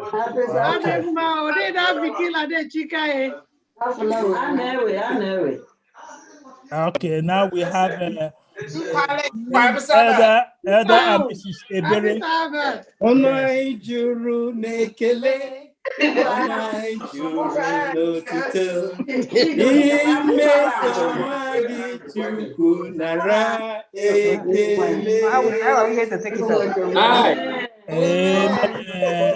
Amen. I know by their singing, you will know about the choir master and the choir mistress. The Lord bless your ministry. Please let's maintain the silence. Let's maintain the silence. Let's maintain the silence so we can enjoy the potluck. Go ahead, Sister Rose. I don't want anybody. Happy Sabbath, church. Yes, God bless you. Bless you.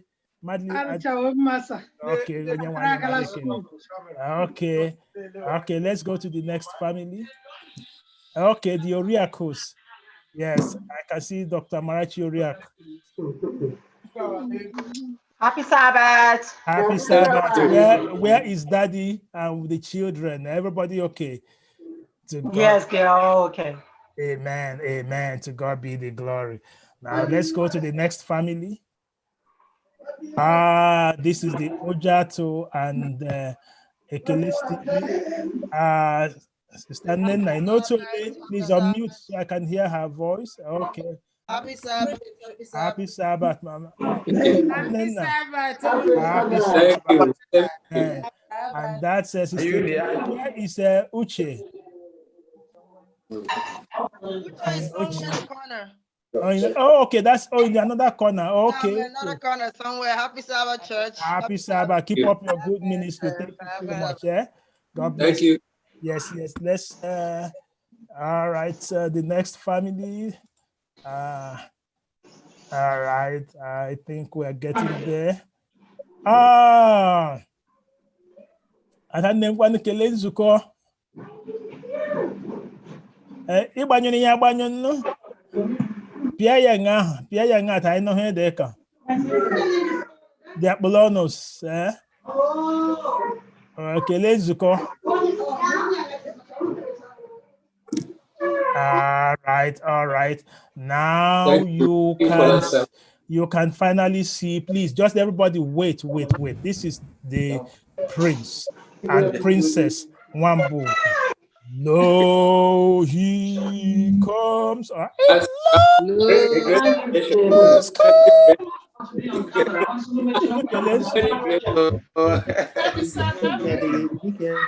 just feel like breaking that in. Okay. All right. Okay, please. All right. Yeah. Prince, thank you so much for your everyone. God bless you. Okay, the Wampas, yes, Benedict Wampa from Louisiana. Please, sir, before we leave you, how is your wife doing? This hurricane, I hope it did not get to your side. It's fine. Thank you. The hurricane, did it get to your side? See? The hurricane, the rain. Okay. I know, I can see that you're safe. The Lord bless you.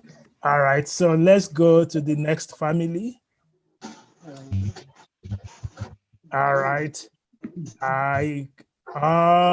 This is Mama Beatrice Wogo. Why are you sitting alone today? Where is the battalion? The pastor, they are tired, though. They have this, they have run away. They were here. Happy Okay. Sabbath, children of God.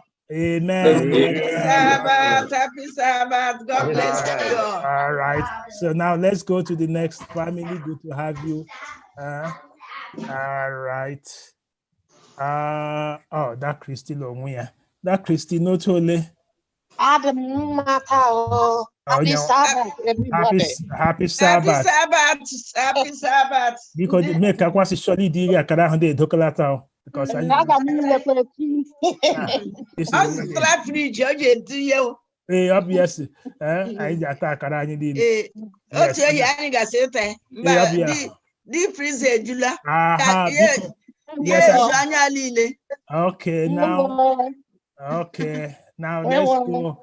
Okay, let's go to the next one. I see Dr. Olwell Wankwala there, right? Do you see that? Do you see Dr. Olwell there? Happy Sabbath, everyone. Happy Sabbath. Happy Sabbath. Pastor, I ain't got warm you.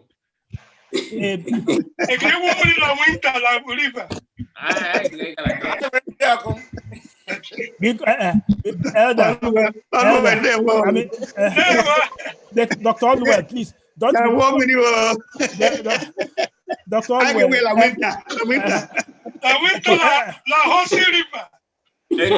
let me just please. No, put him back. Put Dr. Olwell back. Dr. Olwell, my question to you: the Ethiopian eunuch said, "This is water." Please, what is stopping that is from getting into that water? Okay, that is a question for you, sir. Because yes, sir. Thank you, Pastor. The Lord continue to bless you as you come. Amen. Amen. My regards to the family and the children. Amen. Amen. Now let's go to the next family. Yes. All right. I think we got. Are we leaving out anyone? I believe we have everyone online. Okay. Now we can turn over to us, our own Sir Victor. Victor, Inotole. Amen. God to bless you. All right, so let me go. I think we're almost through. That way I can turn the camera to Dagu, and so you can see the man behind the screen who has been punching this. Okay. Elder, thank you for your good work. Thank you. Thank you. Yes. All right, I believe we have everyone. Dago, where are you calling from? Oh, I'm the beautiful mountain of Bronx. Happy Sabbath, Dago. Okay, because the photo you have actually time man la wa la reala. Akwacha mbaga po aha n'eluigwe bana po aha na church ya.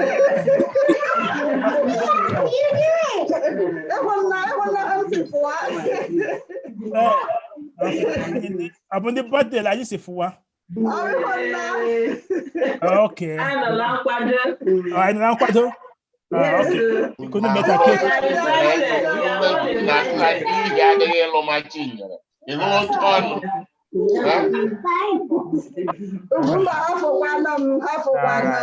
So we can now, let's now thank everyone for participating. Yes. You don't need to spotlight the pastor. The pastor is already here. Yes. Did I see Elder Okoma? Is he still there? I'm still here. Okay, go ahead and close our session this evening, afternoon, the potluck. Please pray for us as we end the session. Okay. I will pray in Igbo. Onye nwanyị Chineke anyị meela. Ekele dịrị n'ụbọchị izu ike ka ị nyere anyị. Kedu ime na anyị ada abịakọta ife ofufe. N'oge ọjọọ na onye nwanyị gị wefụtara anyị onyonyo anyị jiri ahụkata onwe anyị. Anyị ga-ekele onye nwanyị n'ihi n'oge ndị a niile gị onwe kpuchitere anyị. N'ọrụ anyị niile onwe dị nye anyị izu na amamihe anyị ji laghara ya. Anyị na-ese mara ekele n'aha Jizọs. Lekwe nzukọ gị nna anyị nọnyere ya. Lekwe onye ọzụzụ atụrụ gị nye izu nye ya amamihe ka ọ ga-eji chụọ nzukọ ya. Imeela na onye gwara anyị okwu taa nwanne anyị nwoke anyị si egbuta na biko nọnyere ezinụlọ ya. Ụmụ niile furu ya n'ime taa nye achịkwa ya na mmaji na idokwa anyị n'okwu ụbọchị izu ike keketa mgbe anyị ga-anọkọta kwefekwe chebe ụmụ anyị niile, chebe ụmụ nwaanyị anyị niile, chebe ndị nwoke anyị niile, wee ka amara bara anyị ụba n'ụzọ niile ka abarịrọ m site n'aha Jizọs Kraịst bụ onye nwaanyị. Amen. Again, thank you everyone. Unemela. So please remember we are still in the Sabbath hours. Go enjoy the time together. And for those that it's night time, please go ahead. How are you, Pastor Rondo? Where's Pastor Rondo? Pastor Rondo is right. No one wants to greet. All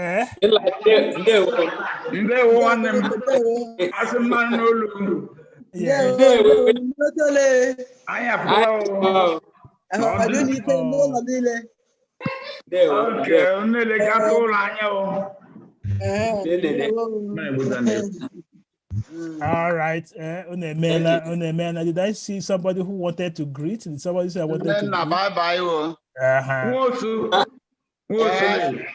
All right. Okay. All right. Uncle E.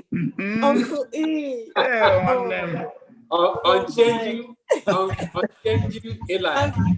This is such a special time. I'm seeing so many of my dads, my fathers, my uncles, my brothers.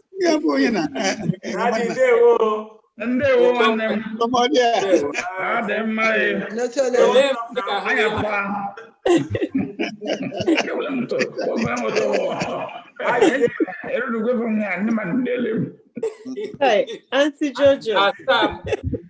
Jojo. Hello, Madam Okechukwu. How are you? How is the Sabbath? Okay. Hallelujah. How are you? How are you? So glad to see everybody. Yeah. Very refreshing. The hurricane came by our way. Wow. We have some trees that are down, but of course we're safe. We thank God. But we didn't evacuate. We stayed here. It was just a lot of rain, a lot of wind, but we're good. This is my church. Hello.